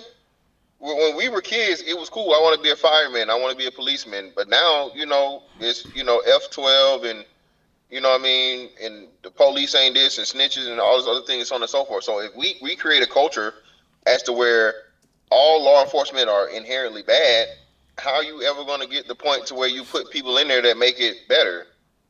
Yeah. You know what I'm saying? And just to spin off of that, when they always are like, defund the police, but then we complain about the training that they have. Like, you can't have both in the same breath. You can't be like defund the police and then be like, oh, they're not trained to do X, Y, and Z.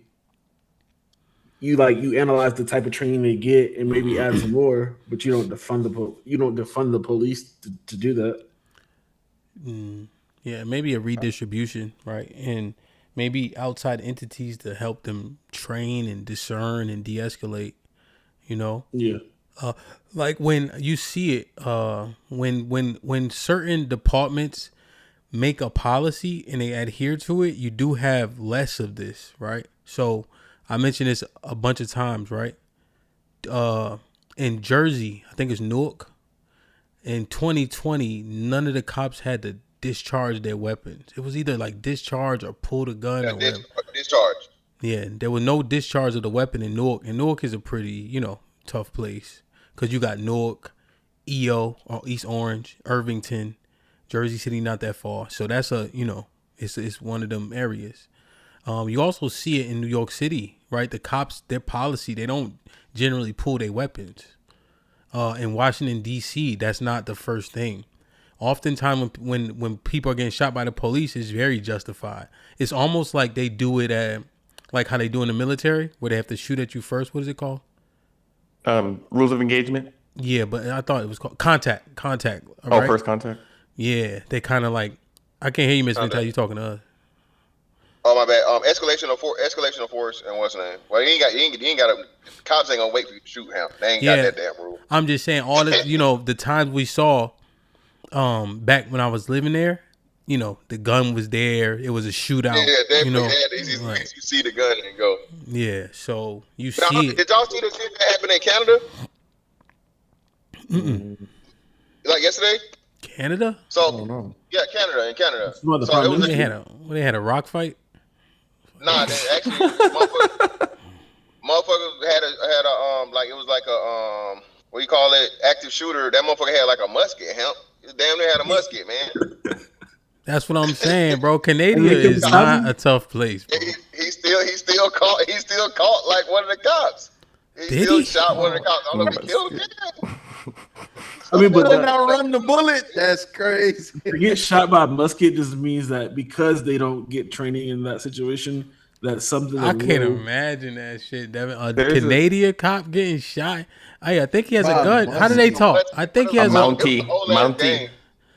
I think he has a gun, eh?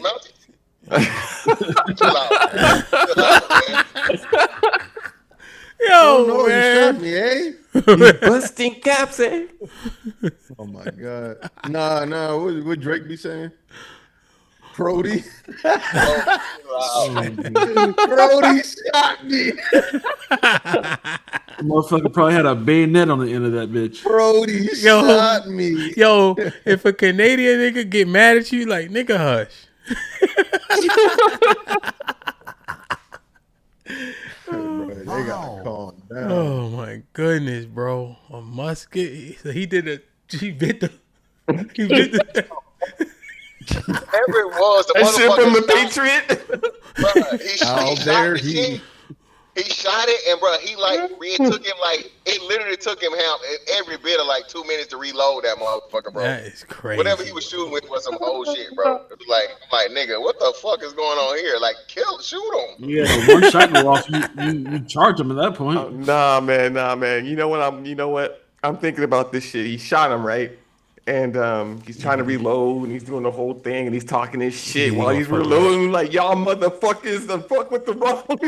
EBD gonna fuck. I knew he was gonna fuck it up, man. It's not even funny no more now.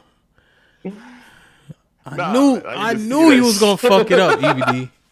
I knew it. I knew it, bro. Wait till I get this other bullet, this motherfucker. Good God, man. He had one job, just laugh. Nope, he tried to fuck it up. I gotta see that. Come on, bro. It'd be some funny ass shit. Come on, that'd be so funny. Yo, because I knew it was coming. I gotta see it, animated or whatever. Comedy's not your bag, EBD. Yo, he's still going too. Look at this nigga. It ain't a joke. It's just funny. I'm sorry. That's what I'm. Never mind. I gotta see. You the man, EBD. Fuck it. Oh yeah, bro. Bro, y'all niggas is funny. Hamp didn't have to do the lunchroom table shit. Niggas, you wearing fucking K-Swiss? Now, why you going?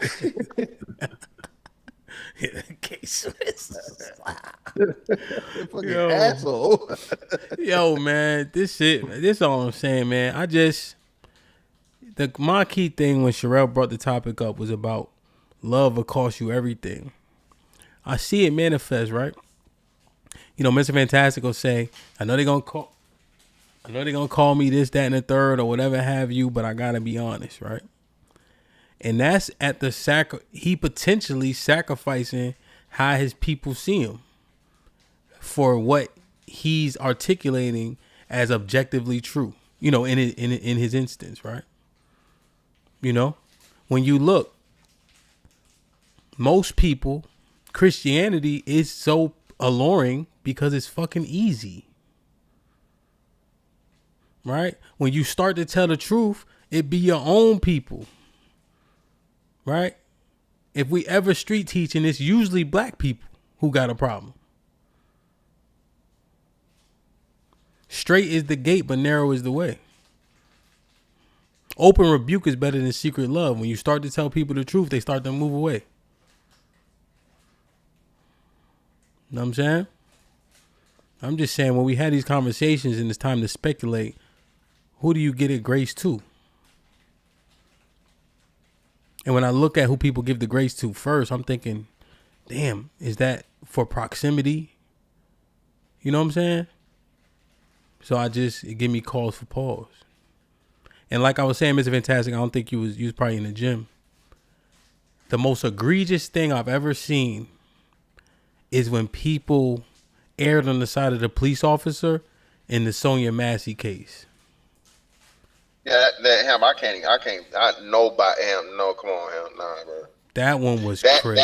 That and Tamir Rice. It was. I've never heard anybody even justify the Tamir Rice shit. Not the staunchest of staunch, right? But yeah, that Sonya Matt, that was disgusting, bro. That was despicable. And he got charged with murder, didn't he? He's locked up. No, the Tamir Rice one. No, not Tamir Rice. I know the Tamir Rice. The Massey one, yeah. I think he was trying to appeal because I think it's like almost automatic, you know. Yeah, get him out of here, man. But yeah, that I don't know who said it, and they later said, "Oh, okay," but I don't know how you see that and be like, "Yo, sick people are sick." Did y'all remember this one case? The lady called, my son has special needs.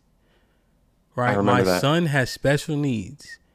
He comes out of the house with a hammer. Y'all remember this? Yeah. And they shot him dead in the driveway. Yep. He has a hammer. He has special needs. I need help with him. All that. Prefaced her call. She called the police. And the cop get out there and blew his head off in the driveway. That's great. Like that part, son. That's another thing too, right? And I was saying that. I was actually suggesting that from people do need to be careful about, and this is why I say, right, and I'm about to get in my, hate black women bag just real quick. Bro, bitch call the police on you, bro. Leave that bitch alone. Because anytime the police come out, bro, it's a chance of somebody dying. If it's something you can handle at your level, handle it at your level. If you got, how people call your dad or your uncle or your whatever to beat a nigga up because you're getting your ass beat because a nigga, motherfucker going oops upside your head like the Gap Band. People need to do that same thing, especially if you have special needs or kid with autism or whatever, and familiar people trying to interact with the person and, disarm them or whatever.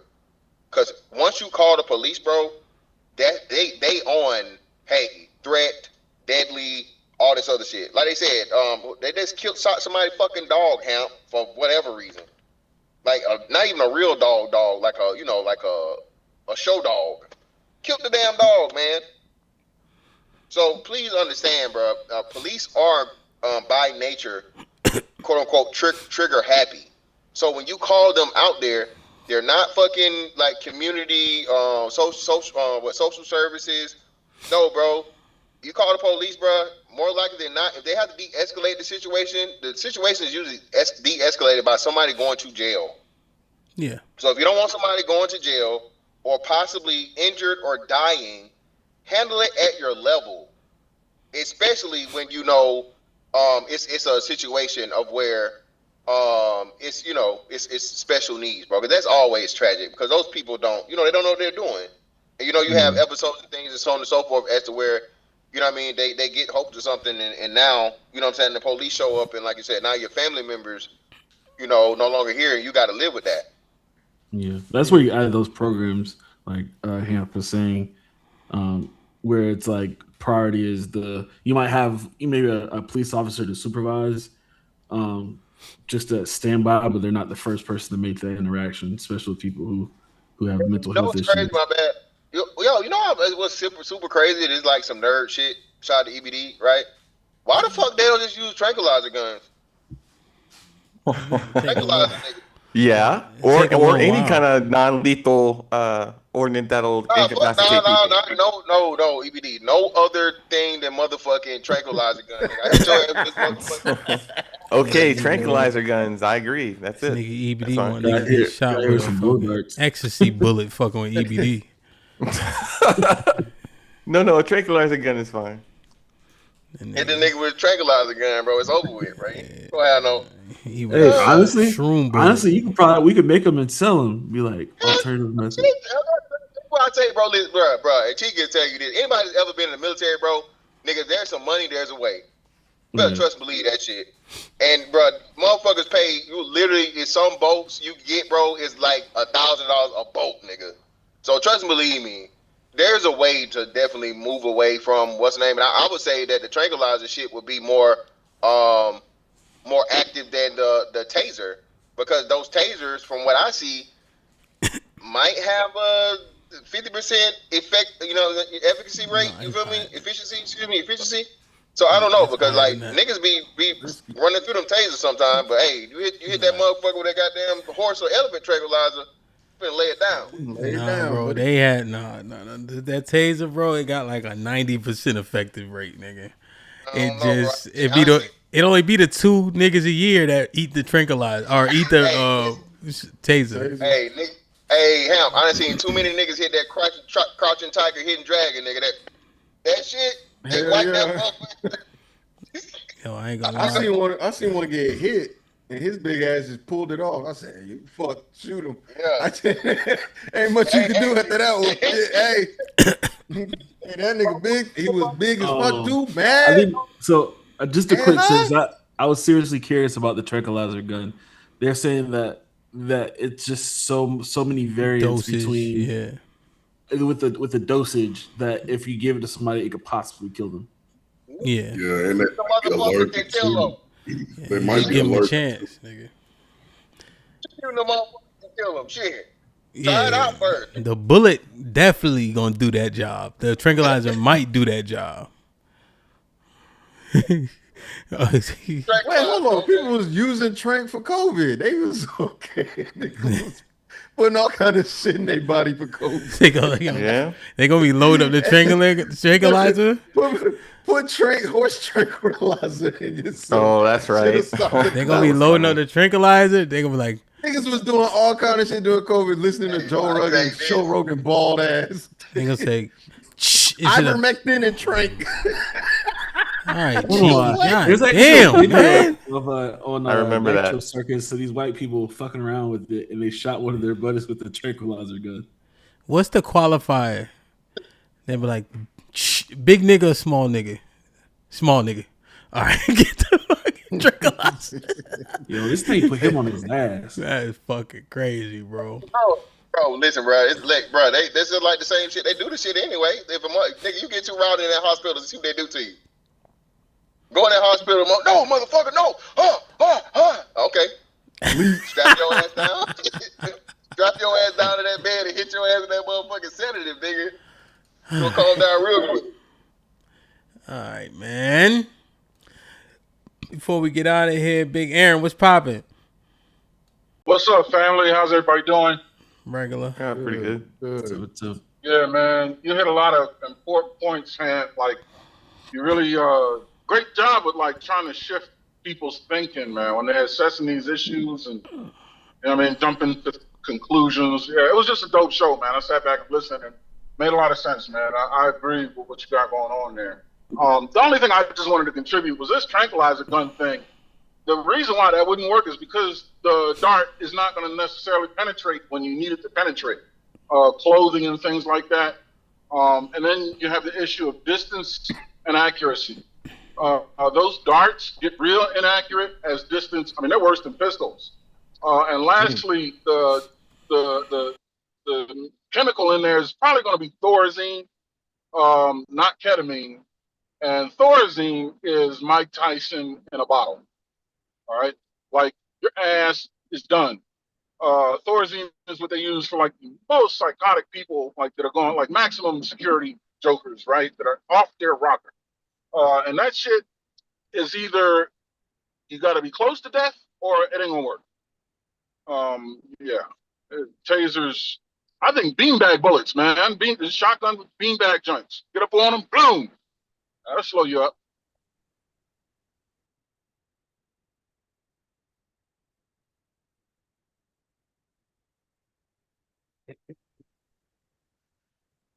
Y'all can't hear me, can you? Yeah, we heard we you. can. We heard We you. hear you. I'm over here searching. I'm over here searching dart guns and stuff. Dart guns. Yeah, I mean they're dope. I was Like trying to see if they had any civilian dart guns. Yeah, they're good for like if you're in a bush and you got an animal creeping by, you know. Trigger Mike back up here, man. Get Trigger Mike back up here so he can, teach us the art of the blow darts, man. Poison blow darts. That's in his culture. You ain't shit. I dropped the blow dart the when they shot somebody with it. Yeah, urban environments, CQB, close quarters battle, shit like that, mountain environments, tranquilizer gun, maybe. Mm-hmm. I think in addition to the taser and all, because Ham's right, man. Them taser people, anybody up here been tased before? Nah, I've never been tased. I've been electrocuted. Devin has. Yeah, I've been tased. Yeah, well, you've been trained. Yeah, I know you've been probably fantastic too. I've been hit with 500 volts and 1,000,000 volts. And when you're pissed, 500,000 volts is a big maybe. When you're like galvanized. No, nigga, when you pissed. Yo, I got tased once. I ain't gonna lie. I took it at first, right? I don't know what he did, but whatever he came back with was a motherfucker. But I ain't do the freeze shit. Like I was like trying to get away still. Like, you know what I'm saying? Yeah. But I kind of fell, and one of my mans like pushed him, and I was able to get up. But I ain't get out of there though. They got me. Was he up on you? Like the second phase, you said he did something else. Was he like within arm's reach? He was he was probably like 4 feet away when he hit me at first. But I was took it, and I kind of like, you know what I'm saying? Like Cheeky said, you like. And then the next time, I'm like, God damn, son. Yeah, usually there's enough, you can tear, if there's enough time you can tear those darts out. And they're like 500,000 volts. It's when they're up on you and they press that gun on you, that's the 1,000,000 volt hit. That's the maybe nigga he moved closer, because that second time, I'm like, yeah. Fuck? If he walks up on you and puts the gun on you, like, point blank, that's the 1,000,000 volt hit. That one. Yeah. But them two little darts, that's that 500,000 volt. You can snatch them out if you are in a rush. Then one time I got tased in the back, but I was getting stomped out. Then he tased me. I'm like, damn, somebody stabbed me. But it was the taser though. It was the taser. Yeah, man. Being young, huh? Yeah, how about it? Yes, sir. Super nigga, you are not. Devin. To You did decent today, man. You was on your Devin shit, but it was Devin with a D, pause, not with a B. You know what I'm saying? What does that even mean? I said, you did decent, man. You did a little bit of listening. You know what I'm saying? And they can say, "Hey, Sherelle, you seen the one?" He's like, "I'm not gonna concede." I said, don't talk to me regally, nigga."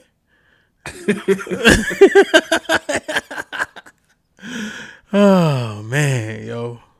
Any final thoughts? Yeah, You see the pattern? Oh my gosh, Cheeky, I swear. Kiki, his dad was a cop. Yo, y'all two like the same size and all that. Same person. I know. How's Cheeky that's the same size as twin. me? How tall are you, 5'8". Devin? You must be like 5'8" too. I'm 5'10". Yeah, y'all like the shit. same. You told me about like 2 inches, but that ain't that tall. No, y'all like the same Like, height. that much taller. Cheeky a little bit taller than you. Hey, y'all, I'm out of here. Great show though. How Love much y'all, you? Hey, Big Aaron, I love you. I'll see you soon. Yes, sir. Hey, Devin, how much you weigh? Right now probably around like 250. Yep, y'all about the same size. Yep. Your dad was at Jake's too? Well, you talking to me or Cheeky? You. Yeah, my dad was a cop. Jesus Christ. That's twin. Pops got something to do. Hold on. Hey, Ham, you may not have been here, but I did a stream when I asked my parents about Freaknik. They had 2 different stories. One of these niggas could be.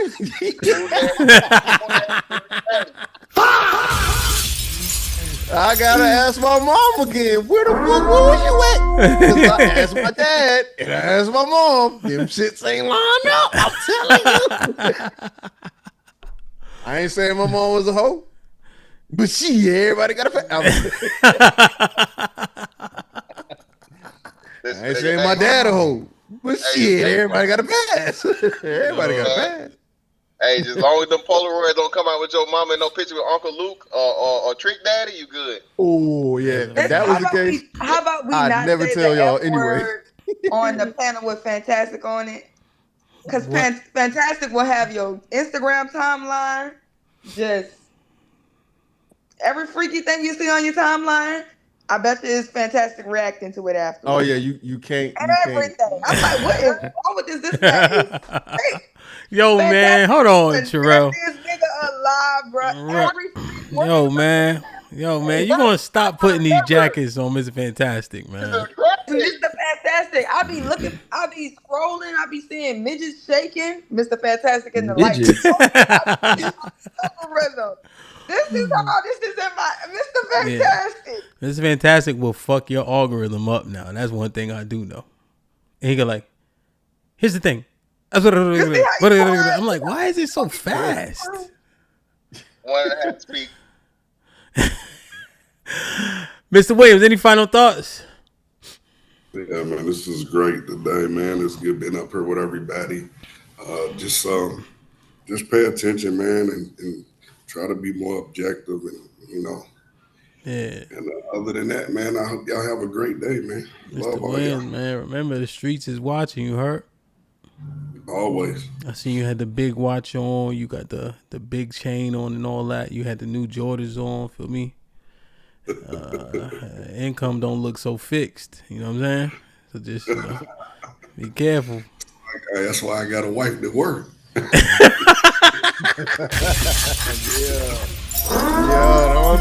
Talking shit, Mr. Williams. I'm talking about Mr. Williams. Talking shit, baby. Shit like that. Perfect. I told y'all, I'm a kept man.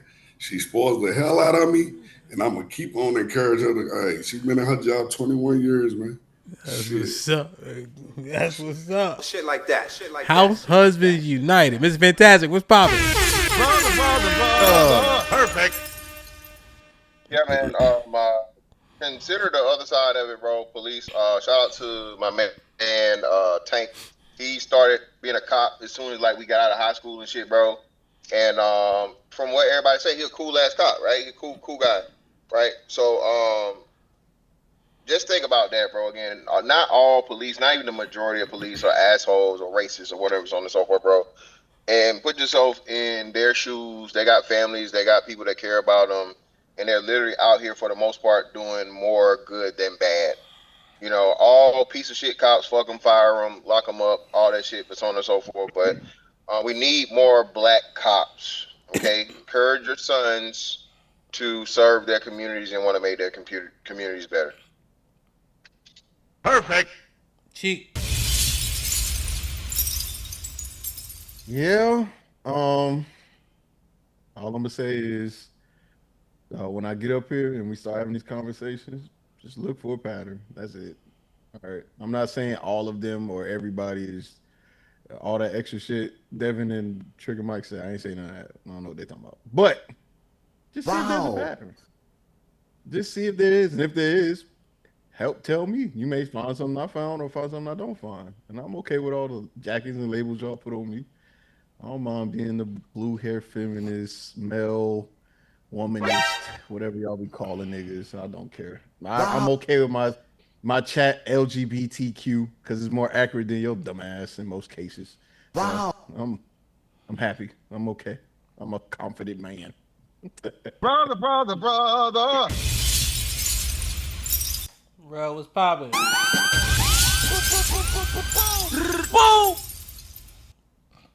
All right, great show. This is a good one. I appreciate the conversation, everybody who joined the panel. I think it's good if we could just look at these things objectively. Love is just a compromising energy. So the things that we focus on, that we love, we're compromising something, and it creates a bias. And I think that bias always needs to be checked, on all parts, Appreciate you, Hamp. The world needs people like Hamp because, like, when some of y'all start talking, my ears and my brain, it melts. Right? But Hamp has the ability to listen to everybody. And I think that's an amazing ability. Like, his brain just, it just listens. Like, it never shuts off or nothing. I think I admire that, And he's able to funnel the information back to me when my brain boots back up, So really appreciate that. I clicked on somebody's channel the other day and Mr. Fantastic was like, "'Cause sex is an art." I turned YouTube off for the rest of the day. And he know that's true. He know it's true. Look. I was like, okay. Yo, look Big at freaky this. ass nigga. Yo, look at this. Yo, Jay Miller. I ain't gonna lie, I might have put her out. If my wife ever say, brother, I'm putting her the fuck out of here. Yo, Jay Miller, what she say? I know she ain't used the "if one man can hold you down." I know she ain't quote.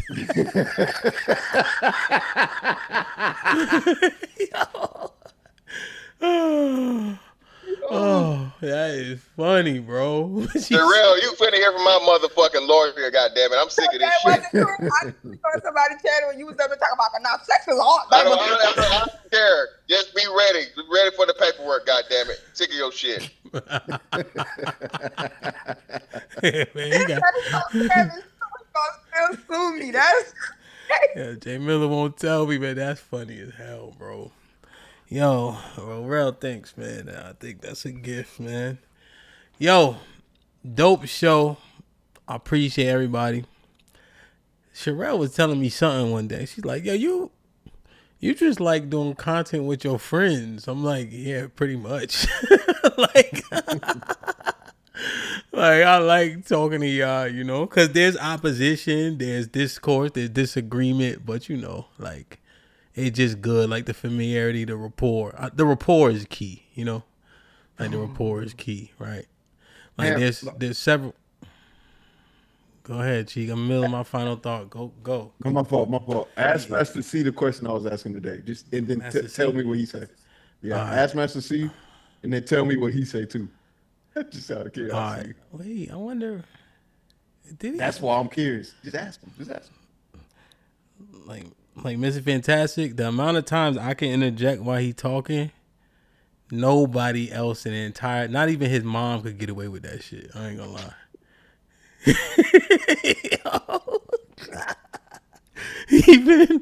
Even he extend the grace all the strength for me to Tiff. Y'all see that shit?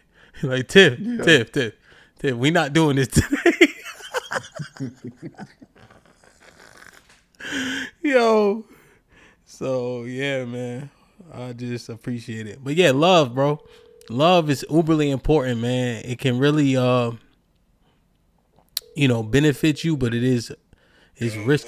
Yo, real quick, who did you vote for last election? I don't vote, nigga. Who? Ask me stupid questions. hold on, nigga. 300 people watching. Who would you have voted for? I probably would have went with my dog Trump, man. Is that right? Yeah, man. Okay. Told you. Who you thought was wrong in the Carmelo Anthony case? Oh, that's a tough one, bro. So I'll say, wrong is, he has a right to defend himself, but I think you can't take it to the max though. You can't kill somebody because they pushed you or they whatever. You know what I'm saying? So I think he took self-defense a little too far. But I understand, him wanting to defend himself in that situation. But you can't just kill people because they pushed you or whatever. Yeah, and also, man, I had told my chat to congratulate you on that baby that's on the way. You know what I'm saying? Man, shut your ass up, man. I will be spreading that across the internet, and I'm more popular than you. So good luck fighting man. it. Hey, I don't need that kind of stuff in the air, bro. I don't need that kind of foolishness in the air. All right, nigga, I love you. One. All right, brother. Damn, man. All right, let me. Sounds like reason and logic. All right, real quick. Then I gotta go. Let me see. Huh? What did you say, Devin? What slick shit you say? What? What are you talking about? I said reason and logic is what I heard. Of course you did. All right, Trigger Mike, you want a final thought? I gotta get out of here. Oh no, I'm good. My bad. Great convo today, though. Nah, it was. That's what I was basically saying. Like, doing the content, people I got rapport cut with. this off. We gotta go. We gotta go. Yo, Moo, final thought real quick. I gotta get out of here, brother. Oh, shit. Oh, let me see something, Moo. Let me see something. Let me see something. Hold on. I'll read the super chats in a second. Hold on, Moo. Hold on. Let me put you on the big screen real quick. Hold on. Let me see. Let me put Moo on the big screen. Wait, where's my screen at? Hold on. He impatient. My son. Uh-huh. My son not feeling well, so I took off work today so I could do a little midday workout real quick. So okay. The house the houses y'all see me at, those are the houses I work at. Yeah. This my actual house. You at home now? Yeah, I'm at the house. Yo, man, let me see some bag work, man. Mr. Fantastic just left. You know what I mean? Why he leave? Cause he's scared. That's why. That's why he left. Come on, man. Yo, I don't know where he at. You see, Moo. Damn, nigga, I had to go too. Okay.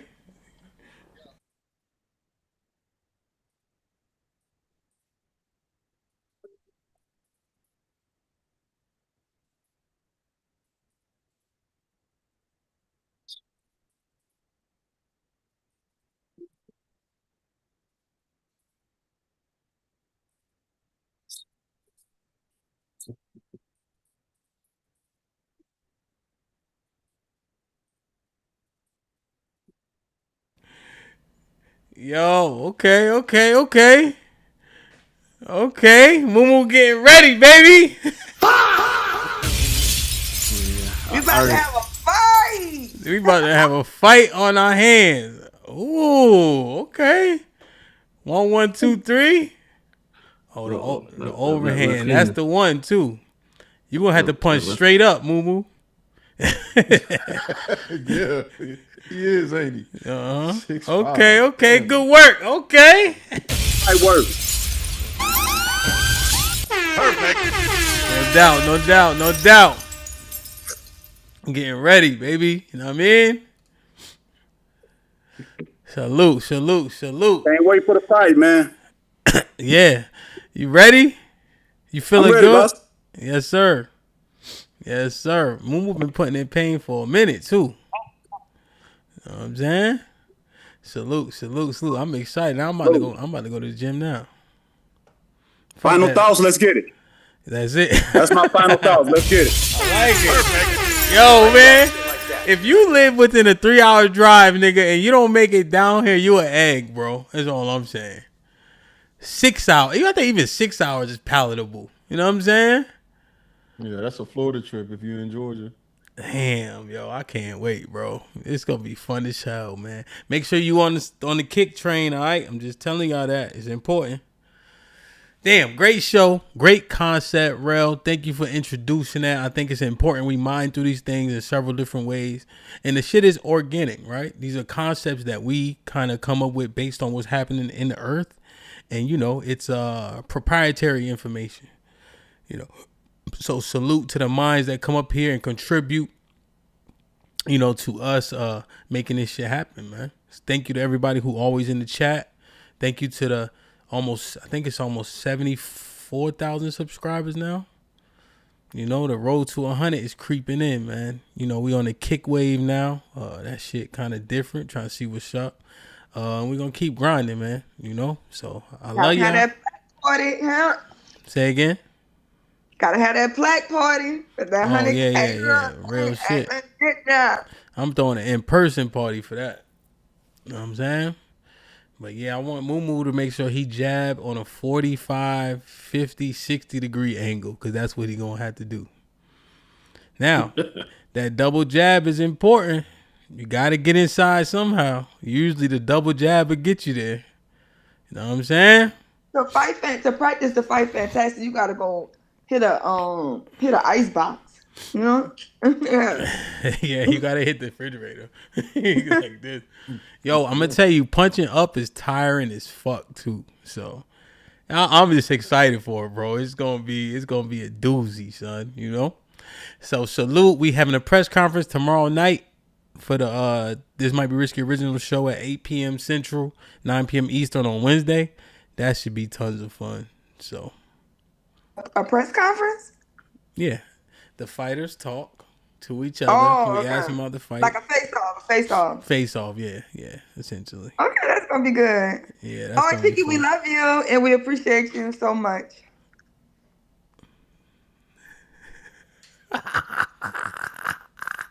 What? Where'd that come from? We love you, and we appreciate you so much. Okay, appreciate y'all too. What the fuck going on though? I got cancer. Kiki, we love him and appreciate him. Kiki, his mind blinks. Like why would you love me and appreciate me? What's going on? He never told me that is true. He never told me I love you back, even when I said it. You know who else don't say it back? Mr. Fantastic. That's fucked up. Say it back, Cheeky. Oh, I love y'all. Appreciate y'all too.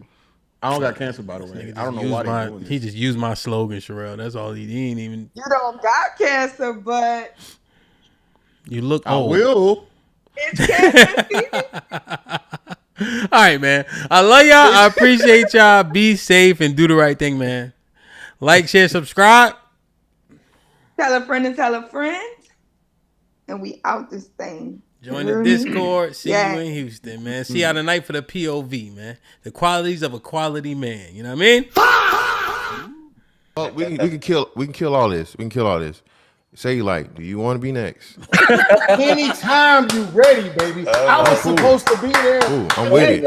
I'm with it. We can do it. Knocks out everybody and no one can whoop him. That's when that little Cassius Clay from Louisville, Kentucky came up and stopped Sonny Liston, the man who annihilated Floyd Patterson twice. He was going to kill me. He hit harder than George. His reach was longer than George. He's a better boxer than George. And I'm better now than I was when you saw that 22-year-old undeveloped kid running from Sonny Liston. I'm experienced now, professional. Jaws been broke, been lost, knocked down a couple times. Bad. Been chopping trees. I done something new for this fight. I done wrestled with an alligator. That's right. I have wrestled with an alligator. I done tussled with a whale. I done handcuffed lightning, throw thunder in jail. That's bad. Only last week, I murdered a rock, injured a stone, hospitalized a brick. I'm so mean, I make medicine sick. Man, dude. Fast. Last night, I cut the light off in my bedroom, hit the switch, was in the bed before the room was dark. Incredible. Fast. And you, George Foreman, all of you chumps are gonna bow when I whoop him. All of you. I know you got him. I know you got him picked. But the man's in trouble. I'm gonna show you how great I am.